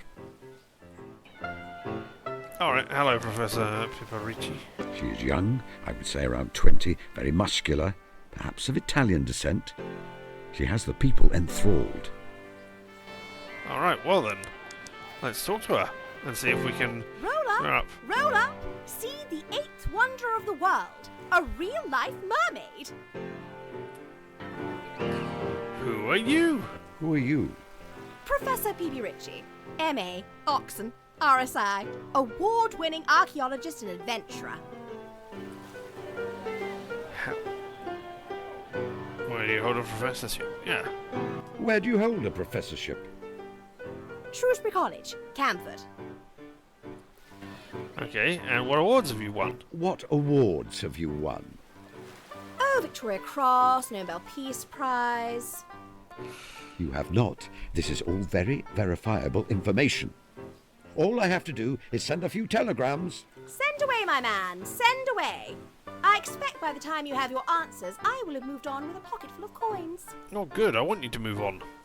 Although I want it to happen quicker than you're doing that. You refuse to leave the beach? You refuse to leave the beach. Not until I have satisfied my public, sir. Alright. How did you unearth this mermaid? How did you unearth this mermaid? Through clever deductive reasoning based on my knowledge of geological processes. I don't believe that in the slightest. Would you perhaps be able to name for me a geological process? Photosynthesis. Very well done. I thought so. It's sewing a monkey and a fish together. You made the no, mermaid you didn't, by because it was sewing paper. together a monkey and a fish. No, I didn't. Indeed you did. Didn't. You did. Didn't. It is blatantly obvious you did to anyone with eyes. No. You are a scam artist. You are a scam artist. No, I'm not. You are. I can prove that you are. The mermaid is made from multiple animals which have been artificially stitched together and augmented with sugar paste and papier-mâché. It is not even a cunning trick.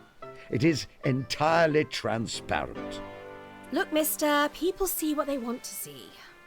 You can point out to them all day that the mermaid is fake, but they won't accept it. They want to believe my fantasy. And there lies the folly of humanity which frustrates me the most. There is wonder enough in nature without making up wonders. Yes, just think of the duck-billed platypus. Each of my beehives is more miraculous than your mermaid by far. Indeed, even a simple rose. Not going to make me money, though, are they? Yes. You can sell roses and you can sell honey. Ruler! Ruler! Goodbye. Toodle pip! Alright, what if I tell you about it, PC Weber? I don't think you're going to do this. Have you asked her to move on? Have you asked the young lady to move? Unless I find out she's done something illegal, I can't shift her, Mr. Holmes. How condescending of you. I have something to report. What's that then? I have nothing else to report.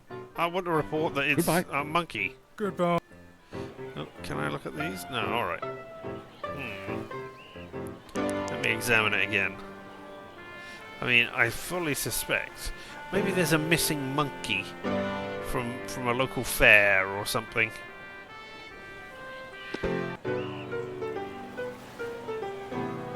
Alright, I guess we'll... Hang on, Veronica. Good morning. Are you enjoying your visit to our little town? It's lovely. What a wonderful view of the sea. If only I'd come with my husband and not just for work. I don't know who I you don't suppose are. you've heard. None at all. Alright, okay. I'm not sure who you are, or who you're meant to be representing, or if you are indeed representing anyone. You could just be...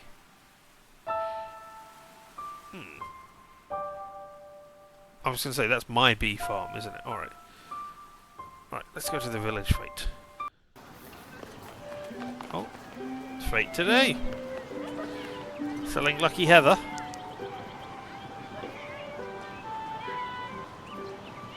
The nails are well cared for, save that she bites them when she is nervous. Okay. That's an interesting observation. Her cheeks are sallow, her complexion is pale, she has dark skin under her eyes. All of these things, however, are the products of well-placed makeup. Okay, so you're going to say something like, "Oh, I'm ill." It is a wig. I know the signs. Okay.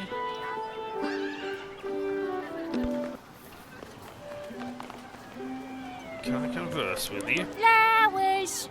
Lovely flowers! What is your name? What is your name? My name is Rose. Rose Smith.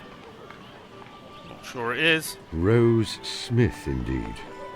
What an apt name for someone who sells roses. Yes, I smith those roses. Haven't seen you around here before. Haven't seen you around here before. No, sir. I'm a humble wanderer. I goes here and there and everywhere. I don't think you do. It's a nice place here, sir. So full of kind people. Kind people who buys me flowers. May I buy a flower? May I buy a flower? That you may, sir. Alright, you're a rose. Goodbye.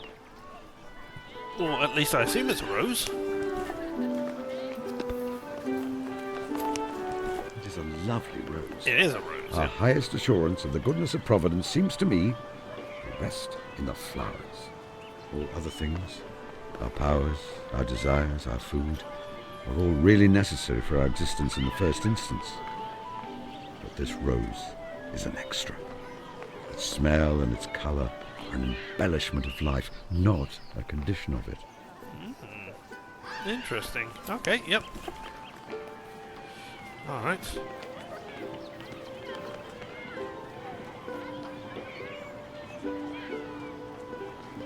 Lillian? Ruffles the clown.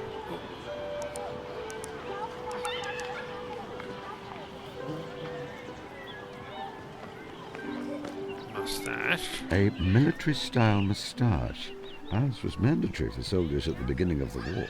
Yeah. Masks began to be worn to protect against gas, so the regulation moustache, part of British warfare for 100 years, was lost. This man fought in the war, and he carries this habitual remnant of that life. However, he was invalided out before the moustaches fell out of favour. Okay, well there's a fact. It is not part of a costume. Underneath the eye patch and his pancake makeup, I see scar tissue. Indeed. So you were in the wars, my good man. Alright.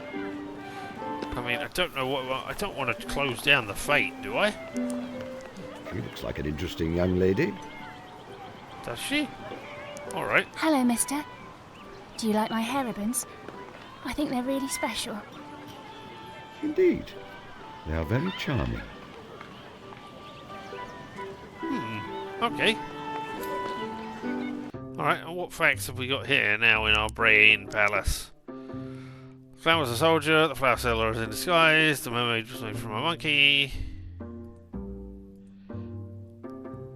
I mean, it's interesting I that... fail to see what deductions I can make from those facts.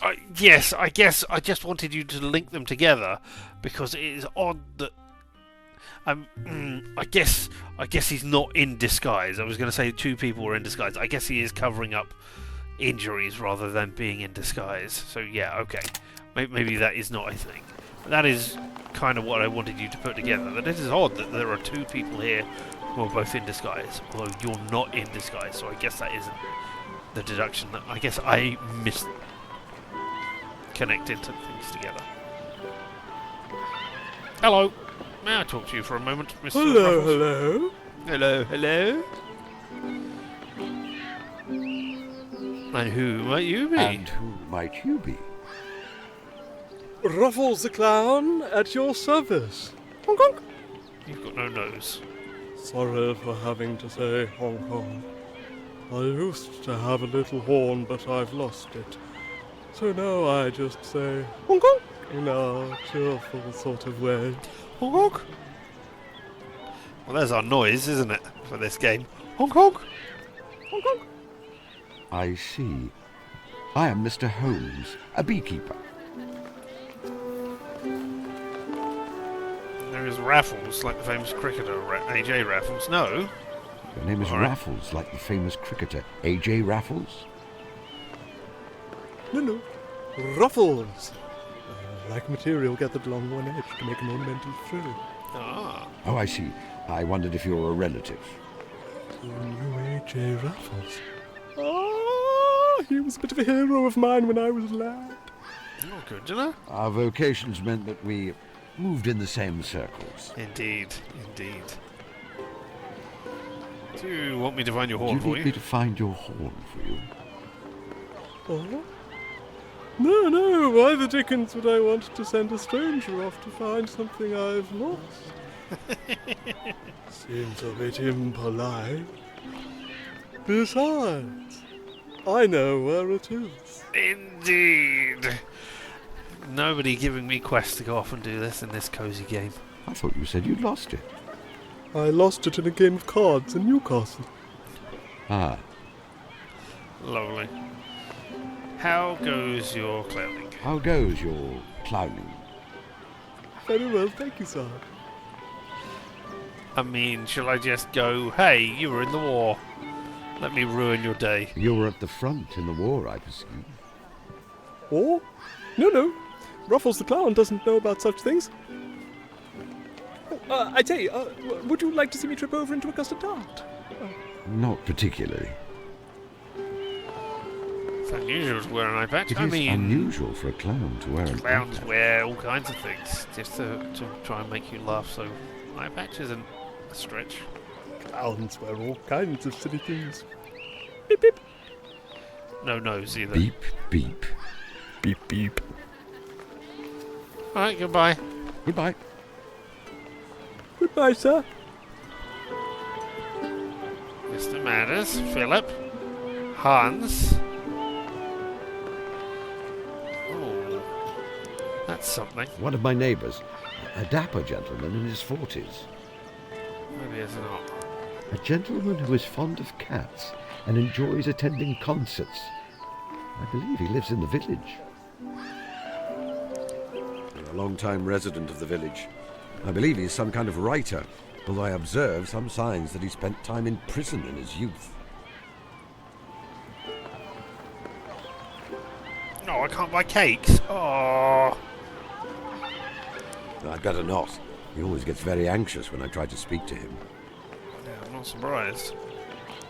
Good morning, Mr. Holmes. Good morning. You know, I've been reading the stories about you ever since I was a child. I enjoy them just as much today as I did back then. Oh, that is very gratifying. Thank you. Oh, Hans. Good morning, Mr. Holmes. Good morning. Lovely weather, isn't it? I was worried we might have rain. Okay, well, coconut shy. A coconut shy. Hitting one of the coconuts with a ball permits you to keep it. Alright, well let's try that then, shall we? Make use of the coconut shy. Ah! I'm afraid my eyesight is very poor these days. Very poor. Jeez, man.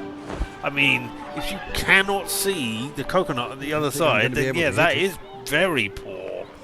I do not know how you can be walking around doing these things. Just It is against the rules to simply pick up a coconut. Alright, so do we need you to improve your eyesight somehow? Should we get you to eat some carrots? Oh, hello, and yes, Mrs. Whitlock. Mrs. Fanny Whitlock, head of the local Women's Institute. She is absorbed in managing the village fete competition. So good to see our local celebrity here in the village. I'm not the... Okay, fine. What is the prize today? What is the prize? Each winner will receive a quite delightful picnic hamper filled with fresh produce. Ooh. A picnic hamper, you say? Yes. What are the categories? What are the categories for entry to the competition? Largest vegetable in the category of potatoes, beetroots, carrots and rhubarb. Best rose, best flowering potted plant, best cake, including a separate subcategory for Victoria sponges, best jam or fruit preserve, and best honey. Oh, well, I have a rose. I see that. Only fresh, homegrown produce are allowed. Beetroots and carrots should have foliage trimmed back to 3 inches. Peas and beans to be displayed with stalks still attached. Victoria sponges dusted with icing sugar will be disqualified. Oh, wow. Controversial. Thank you. Who's the judge? Who's the judge? Now, that is exciting. the famous mystery novelist, Miss Drusilla Duffy. She is the author of those books with that Liechtenstein detective, Mr. Caspar Hassler. Have you read them? No, of course not. I just love it when he gathers all the suspects together and pronounces who the murderer is, don't you? No. I'm sure you two will get on famously. Sherlock Holmes and Drusilla Duffy, brought together at our humble village fete. You can talk about grisly murders together. What fun! Yeah, but hers are fictional and mine are real, so to speak. How do I enter? How do I enter? Simply give me any items you wish to exhibit. I will display them here, and the judge will be around later today to award prizes. Okay. Goodbye, Mrs. Whitlock. Excuse me. Goodbye, Mr. Holmes. I do not think this rose... I do not think just having a rose like that will work. Door to Violet's house. Make use of the door to Violet's house. Hello, Violet. She is a handsome middle-aged woman whose round, freckled face retains the brightness of youth. Her eyes speak of a quiet, understated intelligence. She wears a slightly severe pinstripe jacket and skirt.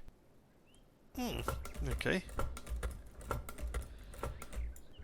Silly old bear. A well-loved old bear with traces of honey on his paws. Well, most of the rest of him, in fact. A silly old bear. I wonder what silly old bear that could be referencing with. Some pupating caterpillars Honey all over and it. newly emerged butterflies. Probably. I mean, we all know that's Winnie the Pooh, right? And silly old bear was a name that Christopher Robin called him a lot of times. So yeah.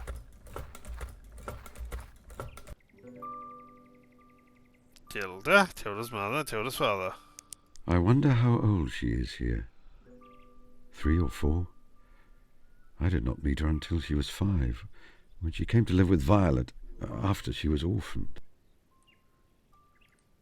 A bright, cheery face. Her complexion suggests she enjoyed spending time outside, as her daughter does. I gather she did not share her sister's intelligence, but she was a hard worker. She had likely never had a serious illness her whole life before the Spanish flu which took her life. A soldier, an officer in fact. I was The going to uniform say, looks very no, new. don't do I haven't this. seen any action when this photograph was taken. Everything from the style of his moustache to his neatly trimmed nails suggests to me that he did not work a manual job in civilian life.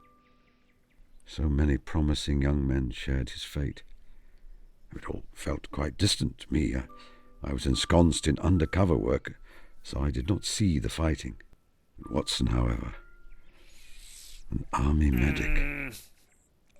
The terrible thing is that I know Watson would have traded his life in an instant for any one of those young men. Ah, don't do that. Don't do that game. I hope I'm just making things up in my brain and that it's not, oh, the clown is Tilda's father. That would She be... is a handsome middle-aged woman whose round, freckled face... Yeah, we've done that. I wish to talk to you. Miss You Hunter? okay? How are you doing? I just wandered into your house. How are you, Miss Hunter? I'm well, Mr. Holmes. Catching up on all the little jobs which I'm not able to undertake during term time. The new school in Chichester is proving to be all-absorbing, then. I've been to Chichester. It's a moderately nice town. Rather. I'm afraid the last head did not run a tight ship. I've no wonder they had to call me in.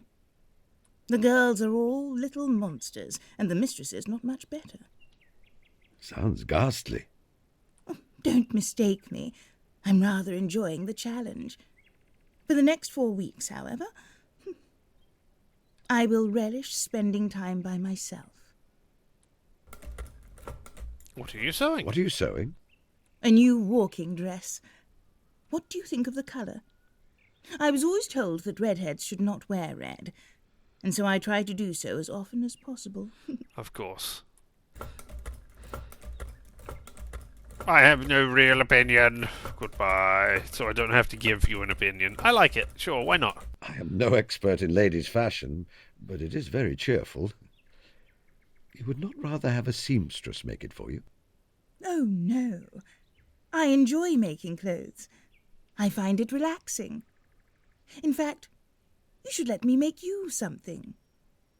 All I would ask is that you bring me the material you want to use. Okay. Interesting. As a spinster, I don't get the opportunity to make men's clothing. I did try once, for a neighbour. Unfortunately, he misunderstood my offer for, well, a romantic overture. Poor fellow. I had to let him down gently. You know that Watson was quite convinced that I was holding a candle for you when we first met. No. Surely not. How funny.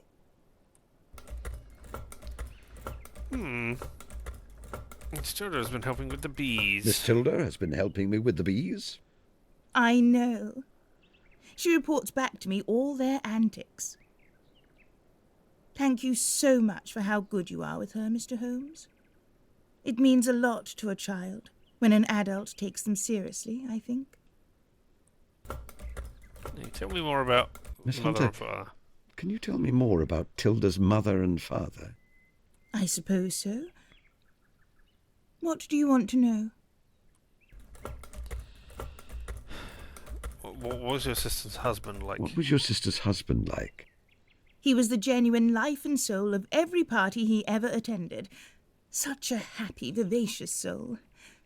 When he used to visit on leave from the army, I could see it was beginning to change him. Then again, it changed us all, didn't it? What happened to your sister's What husband? happened to your sister's husband? Did he desert? He was killed in action. We received a telegram. How did your sister die? Speaking of death. It was a fever, Mr. Holmes. She was always such a strong, healthy person, but it took her very quickly. It may sound overly dramatic, but I believe that her heart was broken. What was your sister like? What was your sister like? Oh, she was wonderful, Mr. Holmes. She could make me laugh for hours and hours. She struggled terribly at school with her reading and writing, even though she was very intelligent. It left her with few options for earning a living after our parents died. You will recall, I was very desperate for a good salary when we first met. It was in the knowledge that I had to support her. Thank you. I have no more questions. Goodbye. Goodbye, Mr. Holmes. All right. Well, I wonder if my honey can be put in. Don't be This absurd. is what? Oh no, sorry. I didn't mean to converse with the door. I meant make use of. I don't know why I said that. Is honey a thing? Because I missed out on that. Jams and preserves, maybe. So good to see how... What was it again? Remind me, what are the categories for entering the fete? Largest vegetable in the category of potatoes, beetroots, carrots and rhubarb. Best rose, best flowering potted plant, best cake, including a separate subcategory for Victoria sponges, best jam or fruit preserve, and best honey. There is best honey. Okay, well I am a beekeeper, so you know I can just go and get Mrs. my Whitlock. honey and be the best. Goodbye, Mr. Holmes. All right. Well. No, that's not it. That's what I wanted. Let's see if we can put those two facts together. The clown was a soldier. So his father was a soldier. That clown's face is familiar to me. Surely it is the man in the photograph. Yeah. He is Miss Tilda's father. The identity of Tilda's father, ruffles, scars, and military international says he was a soldier like Tilda's father. Examination of a photograph confirmed my suspicions. They are the same man. Alright, okay, let's go and talk to the man and reveal it all in this. Hello, hello. I believe you are the father of a little girl. I believe you are the father of a little girl. A little girl? No, not I. Ruffles the Clown loves all children, but he doesn't have one of his own. Honk, honk. Honk, honk. He refuses to acknowledge it, or is unable. Perhaps if presented with some more concrete evidence. Goodbye. Goodbye, sir. Let me go back and get the photograph then.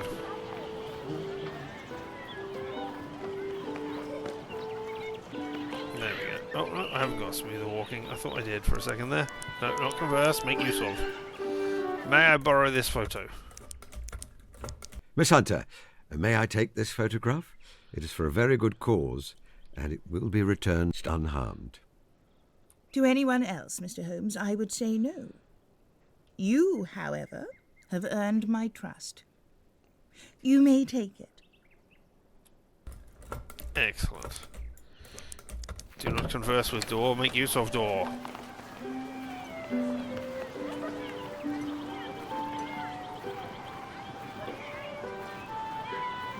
Now I present to you one photograph. What's that? Honk, honk. This is... Where did you get this? Your voice changed there. That was... You are the soldier in the photograph, I believe. Yes.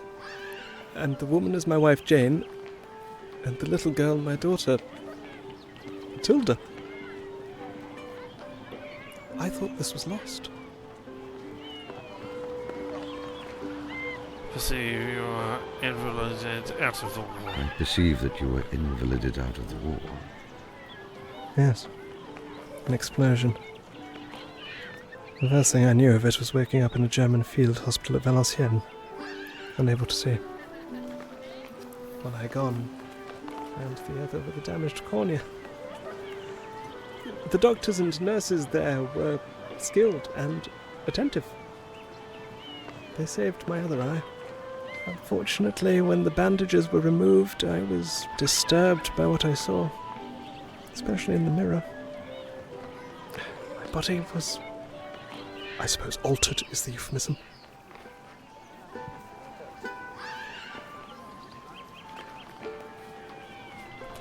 I have a dear friend who was injured in the war as well. I have a dear friend who was injured in the war. I cannot hope to understand the experience, but I remember how it was for him. We were newly acquainted. But I could sense it was a difficult adjustment. He couldn't stand loud noises. He was listless and melancholy. He had some very bad days.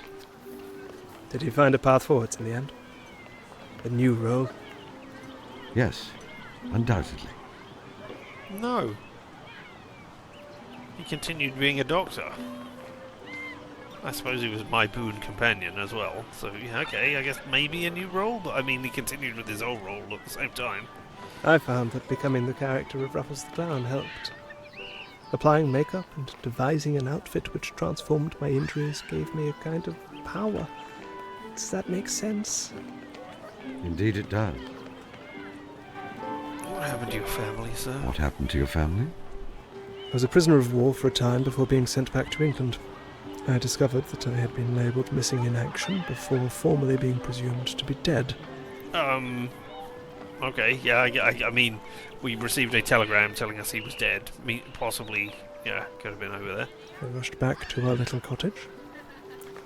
I expected to embrace Jane at the door and for everything to be set right.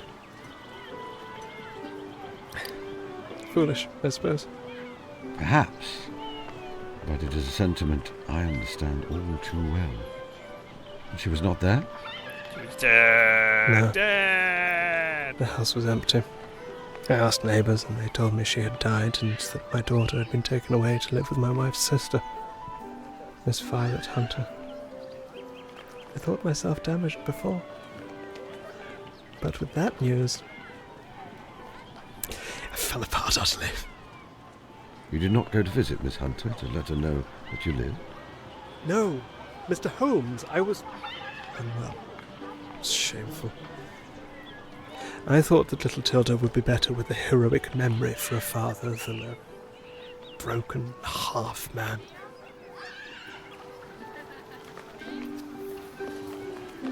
I know your daughter. I know your daughter. You know my Tilda? Yes. She lives here in the village with her Aunt Violet. She is a bright girl and a budding naturalist. She is happy? And loved? Certainly. I don't know what to do. It is wonderful to know she is well, but would she be better off with me in her life? I let her think I was dead all these years.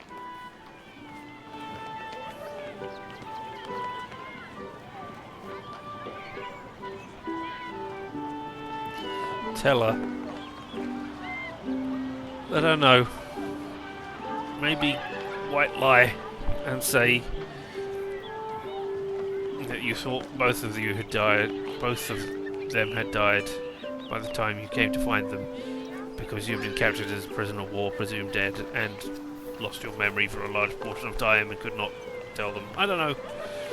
Tell her. I think you should tell her. It will mean a great deal for her to have you back in her life. I mean, Holmes is not the one to be giving a relationship advice, but... What if she cannot forgive me for letting her think I was dead all these years? What if she thinks I am a bad father? Then at least you have given her the ability to make that choice. Yeah. Speaking as someone with extensive experience of human nature, and Miss Tilda in particular, I think she will both forgive you and love you as you are. Thank you. Where can I find her? Miss Violet Hunter's house is just off the market square. Miss Tilda you may find anywhere where there are interesting creatures to be studied.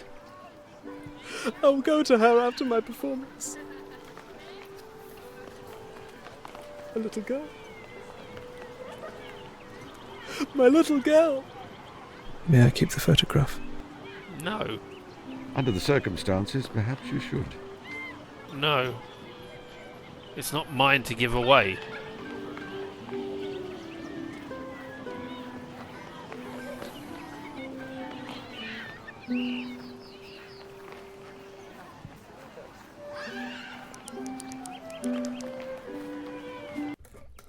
Hello, I have some news for you that is, a thing. Miss Hunter?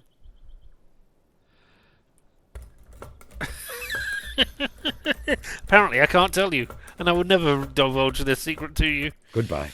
You would just have a girl, you will just have Tilda come back saying, "Oh, I saw my dad today." And, you know, then you will be worried that she is seeing dead people everywhere.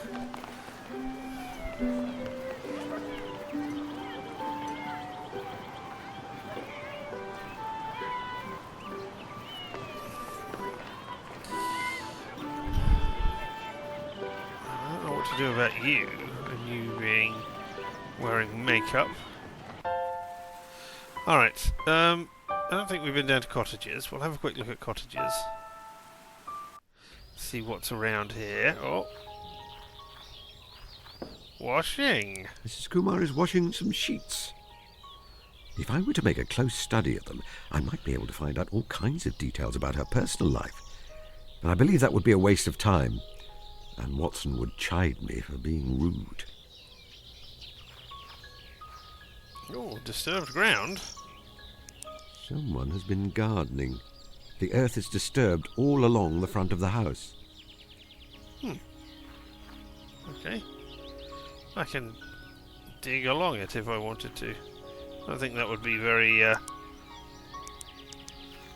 nice, but okay. Nothing I can observe is relevant. It is a door. It is locked. Oh, I meant to knock on it. But hey, alright. Aha, what's this in here? A large amount of coarse fur or hair. I will take a small sample with me. Mr. Holmes, why did you take that? I don't know. I wasn't actually intending to. Call it scientific curiosity, Mrs. Kumar. Are you the coconut shy? A coarse dark hair from some unknown mammal. Okay, no. It smells of something chemical. Alright, okay. A Oh! wide variety of fabrics and other dressmaking materials. Mrs. Kumar runs a haberdashery business. Okay.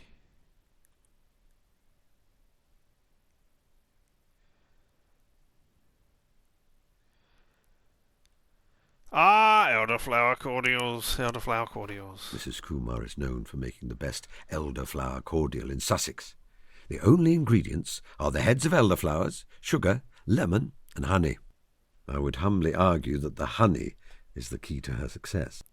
She has an excellent supplier. You're not going to say, it was me! Mrs. Kumar is known for making the... She has an... Alright. Hello. Her hands show that she has worked many menial jobs in the past. However, they are currently well manicured. I'm not an expert in such matters, but I would imagine that such a sumptuous dress is the height of fashion amongst Indian ladies. Ah, more strung up things. All right, hello. Mr. Holmes, my boy is very upset with you. We had a misunderstanding. I will make it right. I mean, I tried to say the right thing. I apologise for upsetting your son. Apologise for upsetting your son. It is not me you must apologise to, Mr. Holmes. No, I need to apologise to you as well. Because you will have felt the brunt of my upsetness of your son. Because he will have run back here and cried to you. May I have some elderflower cordial? May I have some elderflower cordial? No, of course not. You've upset my son. No. Mrs. Kumar, I will make amends with your son as soon as I'm able. However, I require some elderflower cordial. It is vital, paramount. My entire scheme will be forfeit without it. No, not until my son is happy. Where is he? Where is young Sanjay now? I don't know. He often goes to the land around the school, on the cliff tops when he is upset. Okay. And he was very upset, Mr. Holmes. Well, I sure hope he doesn't throw himself to his death. Are you certain I can't have any elderflower cordial? Yes. No, Mr. Holmes. The answer will be no until Sanjay is happy. All right, goodbye. Goodbye, Mrs. Kumar. Look, it's not... all right, okay. Can I go this way? Wait, You know what? Just for the hell of it. No, on multiple counts. Firstly, Mrs. Kumar will not thank me for ruining her flower beds. And secondly, my back will not stand it if I dig a trench all along the front of the house. I must find some way to discover the exact spot where my quarry is buried. Oh, okay, so that's where I want, Toby the third. What is this a door for? Examine it. It is a door.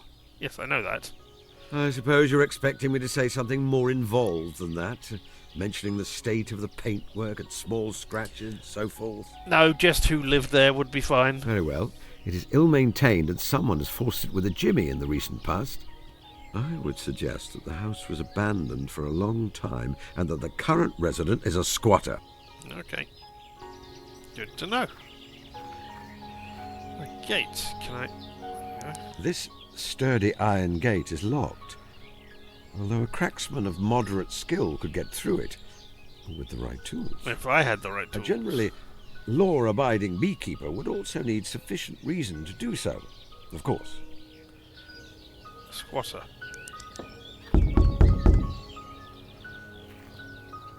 Oh, hello. What do you want? I want to talk to you, mate. Thought I'd welcome you to the neighbourhood. I thought I would welcome you to the neighbourhood. This house has been empty many years, and now it is not. I must assume you've recently moved in. Excuse me, but I'm very busy. No. What a delightful fellow. Now we have reason, but I don't have thing yet. Come on. But I don't have my tools. Also,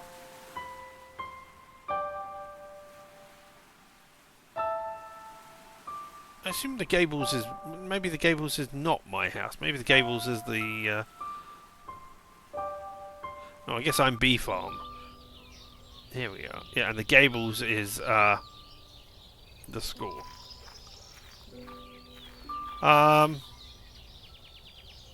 Ooh, what a lovely ladybird.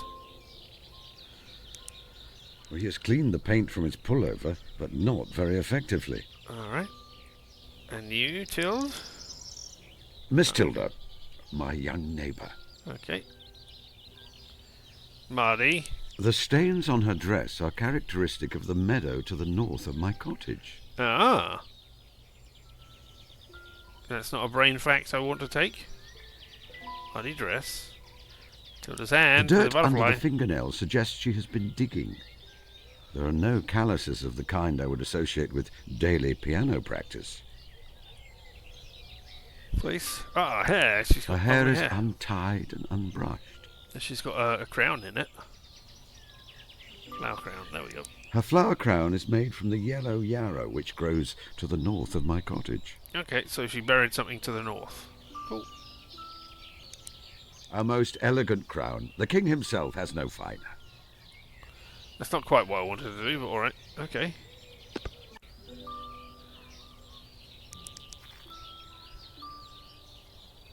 No, actually, goodbye.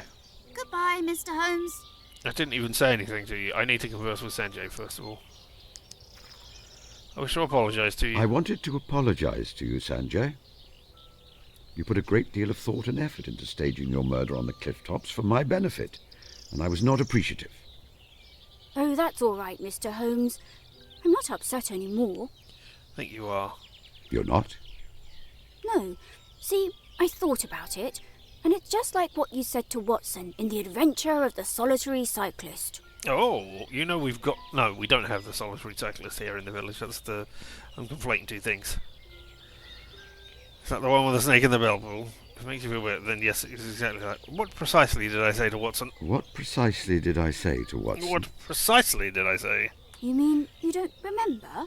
It was many years ago, and I cannot remember every conversation I have ever had. I have said a great deal of things to Watson over the past 5 decades. 5 decades?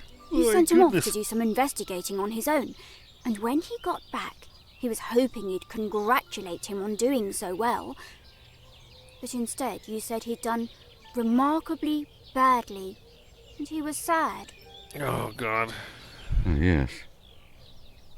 I suppose perhaps I did do that. I should not... Oh, my God. Don't make me feel bad.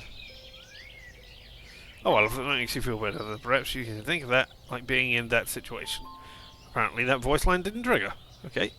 Ah, well, if it makes you feel better, then perhaps you may think of this as being like that situation. The other reason I'm excited is that I've got a proper case to solve now, not a made-up one. Tell me about the mystery. Tell me about this real mystery you've discovered. My cat has been catnapped. I think it is dead, I am afraid. Not Kalu! She's my favourite member of the species Felis catus. She's missing. No, stolen. Why do you think they were stolen? Why do you think the cat was stolen? Well, you know that old house next to us? It has been empty for years. But last week, a strange man started living there. Yep. My mum tried to bring him a pie as a welcome to the village, well, but he was really cold and rude to her.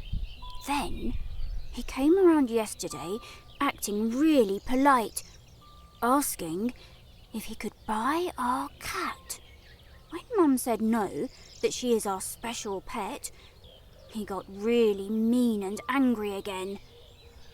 I think he stole Kalu as revenge. Why would he take the cat? I mean, if this was a Sherlock Holmes adventure, then I would suspect maybe he took the cat in order to kill it, in order to make something from cat guts or some such like that. But I think this is too genteel a thing to have a death like that in it. So I think we need to investigate to find that he did not take the cat. And find out what he actually... I think he needs it for mousing. Yeah? And then I think... And then I think we'll find out, unrelated to that, the cat died of old age. Can you describe the cat? Can you describe the cat?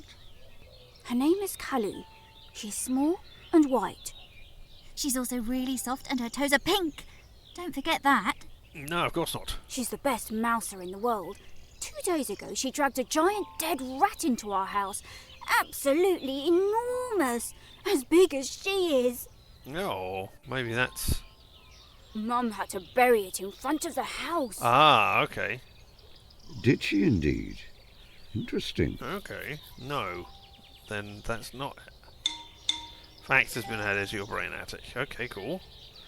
Perhaps she has simply wandered off? Cats sometimes wander off on their own, you know. She may come back by herself. Indeed. No, Mr. Holmes. Not Kalu. She always stays near the house. Good to know. I will help you find your cat. I will help you find your cat. Really? Does that mean... Am I your client? Sure, why not? I suppose so. The latest in a long, illustrious line. And possibly the last. I am Sherlock Holmes's client. Yeah! Don't shout, Sanjay. You'll scare away my newts. There we go. I will help you find your cat. Let's say do that again. Okay, yep.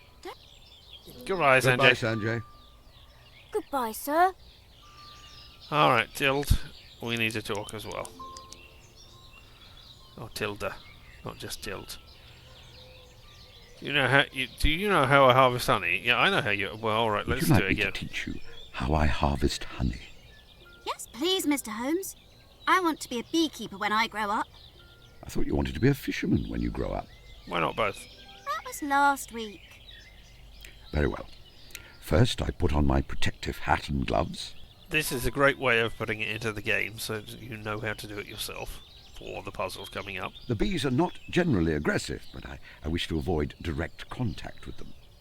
Then I use a smoker to make the bees calm, only a little. I do not wish to cause them distress. Inside the hives, there are wooden frames that hold the honeycombs, where the bees store their honey. When I see that a frame is full, I remove it from the hive. I scrape away the protective wax which the bees have made. I then place the frame in my extractor. This spins the frame and causes the honey to fall away. I can then filter the honey and put it in jars or bottles, ready to be... Yummy. May I have this jam jar? May I have that jam jar? I'm sorry, Mr. Holmes. I need the jam jar. It's very, very important. When I catch a newt, I need to put it in there so I can take it home to the tank where it's going to live. I see. That is important. I would not want to deprive you of your newt. If I were to find you some kind of specimen of natural history which is more interesting than a newt, would you surrender the jam jar to me? Better than a newt? That sounds very tricky. I enjoy a challenge. You're on. Okay. So you spent the morning in the North Meadow. I see you spent the morning in the North Meadow. Yes, I made a flower crown, and there's a badger set there. I want to go back after dark and wait to see them come out. But Auntie won't let me on my own. Not surprised. Perhaps you would permit me to take you.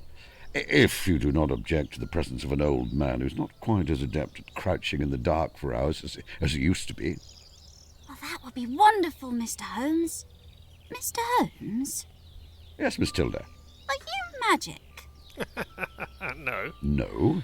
As I think we have discussed before, I simply make deductions based on observations. I don't know. I still think you might be magic. No, okay. You have been neglecting your piano practice. You have been neglecting your piano practice. Someone who practices the piano daily develops a very distinctive musculature in their hands, which you do not have. I don't like playing the smelly old piano. I want to study plants and animals when I grow up, not be a musician. Makes sense. I felt the same way as a boy. All the same, it is good to be able to play an instrument. I think you will be pleased if you persevere. Do you remember your parents? Tilda, do you remember your parents? Need to talk about this. Not much. I was little when they died. Yes, I quite understand. Are you an orphan like me, Mr. Holmes? I am now. In a sense, my parents have both died. So don't you have any family at all? Watson. My brother. I have an older brother. He lives in London. I wish I had a big brother. But Tilda, you have your Aunt Violet. She loves you dearly. It is also possible to make family of your own choosing. Dr. Watson and I are not related by blood, but we have been as close as two people can be for many decades. Then, may I choose you to be in my family? You may, if you wish. Oh.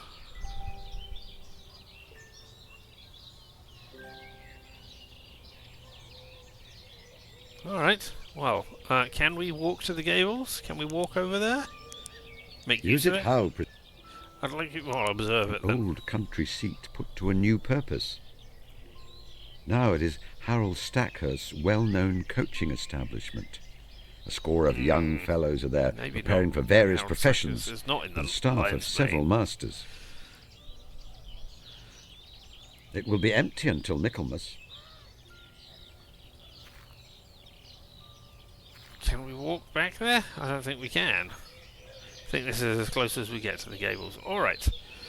Well, before I try making honey, which was what I was going to do, I think I need to go back to my house. Oh, I wonder if we're going to find... Right, okay, yes. So we can find... Hello, Toby.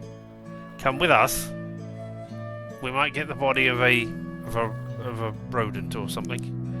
Hello, I wish to converse with you. Hello, Master. Hello, Toby. Honk honk. Follow me, Toby. Follow me, Toby. Of course, Master. Will there be interesting things to smell? Cats to woof at? No cats, but come with me. We're going for a walk. We are going to the cottages. Hey, there's Toby. Are you with me, Toby? Yeah, excellent. All right. Is Toby an item I can use? No. I can use the item with Toby. Now then, Toby, I would be much obliged if you could turn the attention of your prodigious nose to this scrap of fur. Are you able to lead me in the direction of the animal this is from? Thing to smell? Thing to smell? Let me see now. Yes, I have the scent. View halloo! The hunt is on. It is over here. Aroo! This is the spot, Master. I can smell it here. Excellent. I suspect it will be a monkey. Are we going digging? Indeed we are. Right here. You shovel with the top spot Toby left. There we go. This is a delightful way of doing a non-animation. Oh, I was very wrong. I believe a naturalist would identify that it is not a species native to England. Oh. It has been taxidermized. The eyes are glass, and there is a place here where the skin is broken, revealing the wood wool inside. I will take this with me. Ah. A large taxidermied rodent. An exotic creature not native to these isles. Alright, okay. Well, are you following me, Toby? For care? You're making me trample all over the evidence. Oh. Whoops. When presented with the hair from the rat, Toby picked out this area of disturbed earth. Excuse Follow me. Follow me, Toby. Of course, Master. No, there will not be interesting things to work at. I just want you to come with me so that we can leave and go elsewhere. So we can go back home. Are you here now, Toby? Yes, here you are. Okay, Toby. Now, Toby.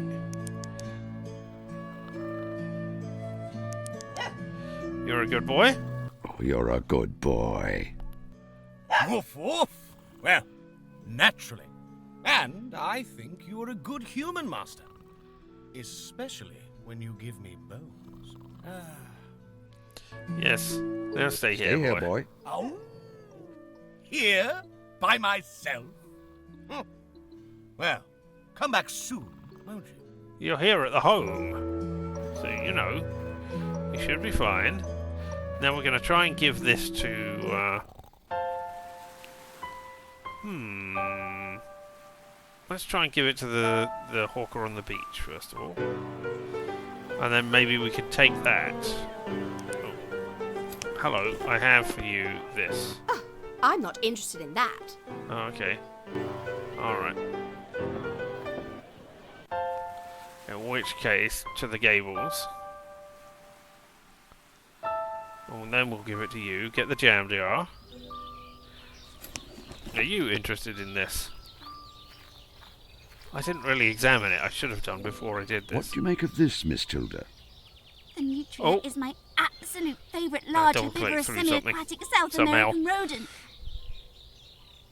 You may consider it to be yours. Mr. Holmes, thank you. Thank you. This is the nicest present anyone has ever given me. Alright. Hey, a girl's best friend. Tilda has a new furry friend. Achievement unlocked. Give me the jam jar, Per thank our you. bargain, you will permit me to take this jam jar? Yes, Mr. Holmes. I can go newt fishing another time. Now, back to the bee farm. We'll get our stuff on. Yay, Toby! You do some sleeping, my boy. I should have said you sleep near to Watson rather than right here. Now, put it on. I should have said make use of.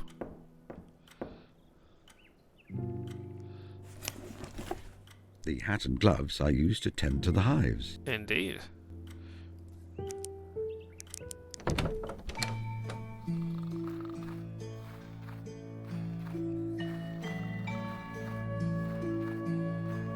I need the smoker.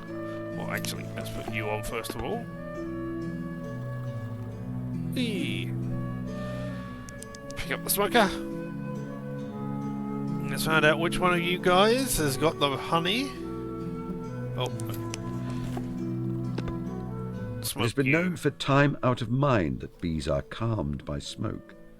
The precise mechanism is a matter of hot debate in apian circles.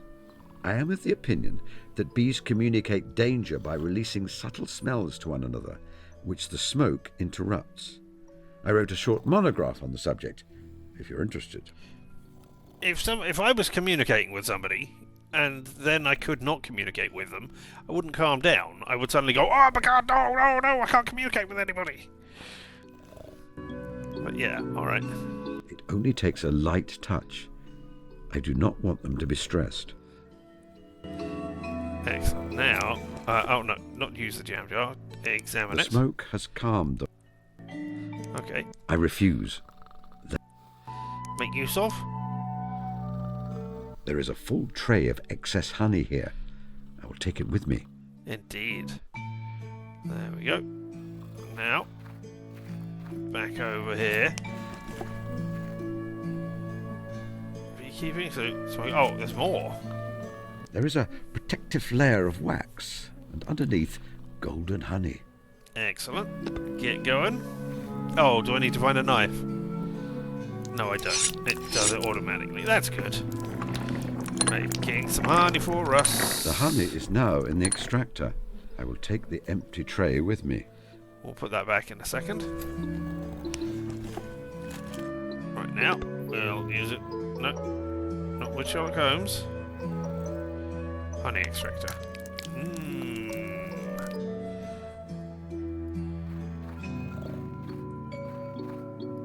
Well, let's return this to the hive. I should put my protective clothing on before making any kind of inspection of the hives. I mean, I'm not. I'm just putting that back in. Alright. I'll put this back in the hive. You displayed excellent adherence to the correct beekeeping procedures. Amazing apiarist. Achievement unlocked. Whee! There you are, my friends. Excellent. And now we'll go down to the village. We'll give in the honey. Hopefully winning a hamper. I didn't tell Tilde. Hey, I think there's somebody...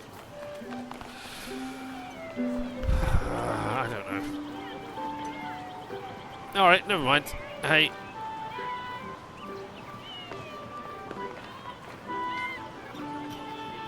I have honey for you. Oh, I've got my smoker. Here you are, Mrs. Whitlock. The finest honey in the county. Now, how long until the judging? I am rather anxious to receive the hamper of picnic food. Oh dear, Mr. Holmes. I'm afraid everything has gone wrong. Mrs. Duffy has been kidnapped. No. Ah. What do you mean, ah? A woman has been kidnapped. You are Sherlock Holmes, aren't you? You must help her. Barely. It is your patriotic duty. For king. For country. For detective fiction. I suppose I'd better see what I can do. A fact has been added to your brain, Alec. Why do you believe she's been kidnapped? What makes you believe that Mrs. Duffy has been kidnapped? I was just talking to Mrs. Barry. Then I turned round, and this note was pinned to a prize marrow. Oh, she's the lady selling the rose, isn't she? Mrs. Duffy is unable to attend judging the fete today. Apologies. She could not attend and sent her apologies. What is so strange about that? But why can she not attend? Judging our fate is such a treat. If she is ill or indisposed, why deliver her message in such a strange way? Who placed the note there? Well, I admit that there may be some points of interest in the matter. Ah, always with the points of interest, Holmes. Alright, where did you see her last? When did you see Mrs. Where? Duffy last? Sorry, when? I haven't seen her at all. I don't even know what she looks like. Huh. What will you do if Miss Duffy does What not will you come do back? if Mrs. Duffy You can't does not have me come back? judge it because I want the honey to win. I'm not certain. I suppose I'd have to find some other person of note to judge the fate instead. If the need is dire, I suppose I could step in. My fame is not what it was, but I was quite notable in my time, thanks to the illumination of my biographer. Oh, would you, Mr. Holmes? Of course, if you are the judge, you'll have to retract your entry from the honey competition. What? But I am able to be objective about the situation. I will award the prize to the best honey, be it my own or someone else's.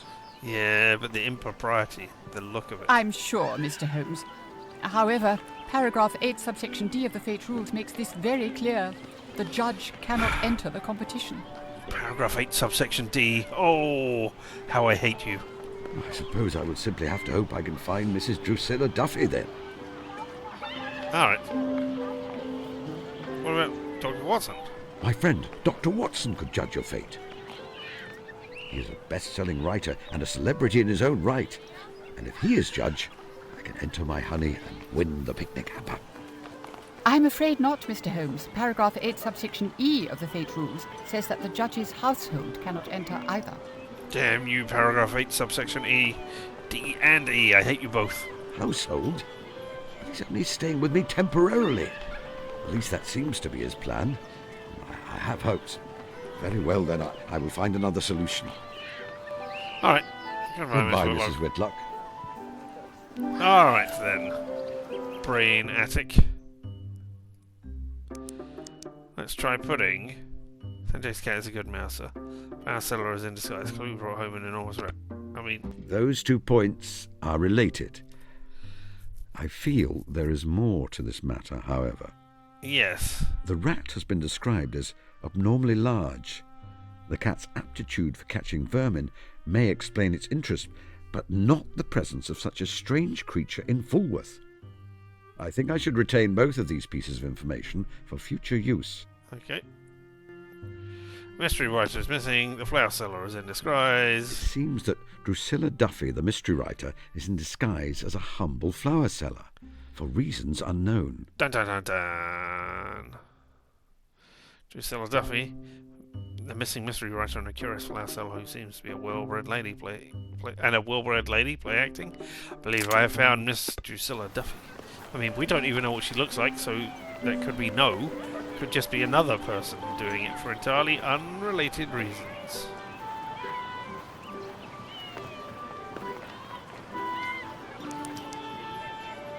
Flowers! Lovely flowers! Miss Duffy, I believe. Miss Duffy, I believe. What? No. I'm Rose. Rose Smith, the flower seller. You are Miss Duffy, the writer of popular fiction. I should introduce myself. I am, of course, Sherlock Holmes. You have heard of me? Yes. No wonder you did not fool me. Oh, I say that's very clever of you. However, did you know? It is all too plain, I'm afraid. Your makeup is rather slapdash, your wig is slipping, and your accent a poor approximation of Cockney. God blimey, Governor, I don't know what you mean about a poor approximation of Cockney. Apples and pears, apples and pears. You must remember to drop your H. It is a nice place here, for example. You borrowed clothing and theatrical makeup from the clown, I presume. Bravo. Sherlock Holmes himself couldn't have done better. Oh, my blushes. That is high praise indeed. What I am less certain about is your motive for such an action. Oh, I'm researching for my next novel. In it, my detective, Caspar Hassler, is assisted by a Cockney flower girl. I'm just getting into character. Good to know. Could you perhaps continue your research after judging the fate? You see, it is very important to me that I win the honey competition. No, you can't tell her that. It is very important that you judge it. For I am hoping to win. I will not prejudice this by saying which category I am in. I'm sorry. You'll have to find someone else. Are you certain? Are you certain you can't judge the fate? No, I'm sorry. I need to continue my research. I think she is entirely determined. I must find another judge somehow. Or create one, perhaps. You don't know what Miss Duffy looks like, do you? Could I get somebody to pretend to be Miss Duffy? Could I be Miss Duffy? Because you can make it, because I was just thinking, okay, goodbye. Goodbye. Yes, could I dress up? Could Sherlock dress up as Miss Duffy? Or as someone? Because there was the person saying, I would like you to make it out if you could. There was Miss Hunter who said, I can make something for you. So yes, maybe that is how we will do these things. But that, unfortunately, dress up, question mark? Let's not do the question mark just in case it messes up the thing. But that will be for, unfortunately, another time. Yes. This is a shorter game. I believe we will be able to wrap it up next time we do this. But yeah, that will be Tuesday. No, it won't be Tuesday. Because I was not able to do the thing that I needed to do last Tuesday, I'm going to do it this Tuesday instead. So maybe it'll be Wednesday, or maybe it'll be next Sunday. I don't know. But we will wrap it up at some point. And I hope you will be here for this, because whether you're here live and in person or later on the VOD, the fact that you, yes you, are here for any amount of this means that I appreciate you. You're amazing. And I sure hope that you enjoy the content that I put out. Well, I mean, I do hope that, sincerely. But yeah, whether you do or you don't, I appreciate you being here. Still, we will be back tomorrow we'll be doing some more Outer Worlds 2 tomorrow. I think we're coming up towards the end of that. We've got all the bits and pieces for that, and so yeah, I hope we'll be wrapping that up reasonably soon. Then, as I say, nothing on Tuesday. Wednesday we'll do something. Thursday will be more Outer Worlds 2 if we do it. And then Friday we'll have another Crab's Treasure. We will be back with that. I do enjoy it. So it's a fun deconstruction of... Well, it's not a deconstruction of a Souls-like, but it's a weird take on it. A different spin. And it has some interesting tropes of its own going on there. So yeah, I look forward to playing more of that next week. But yeah, I hope you can join me for whatever portion of it that you want to. But until the next time, I, right here, have been Richard, and this whole thing around us, that has been LMTDTMFFR, or say it with me.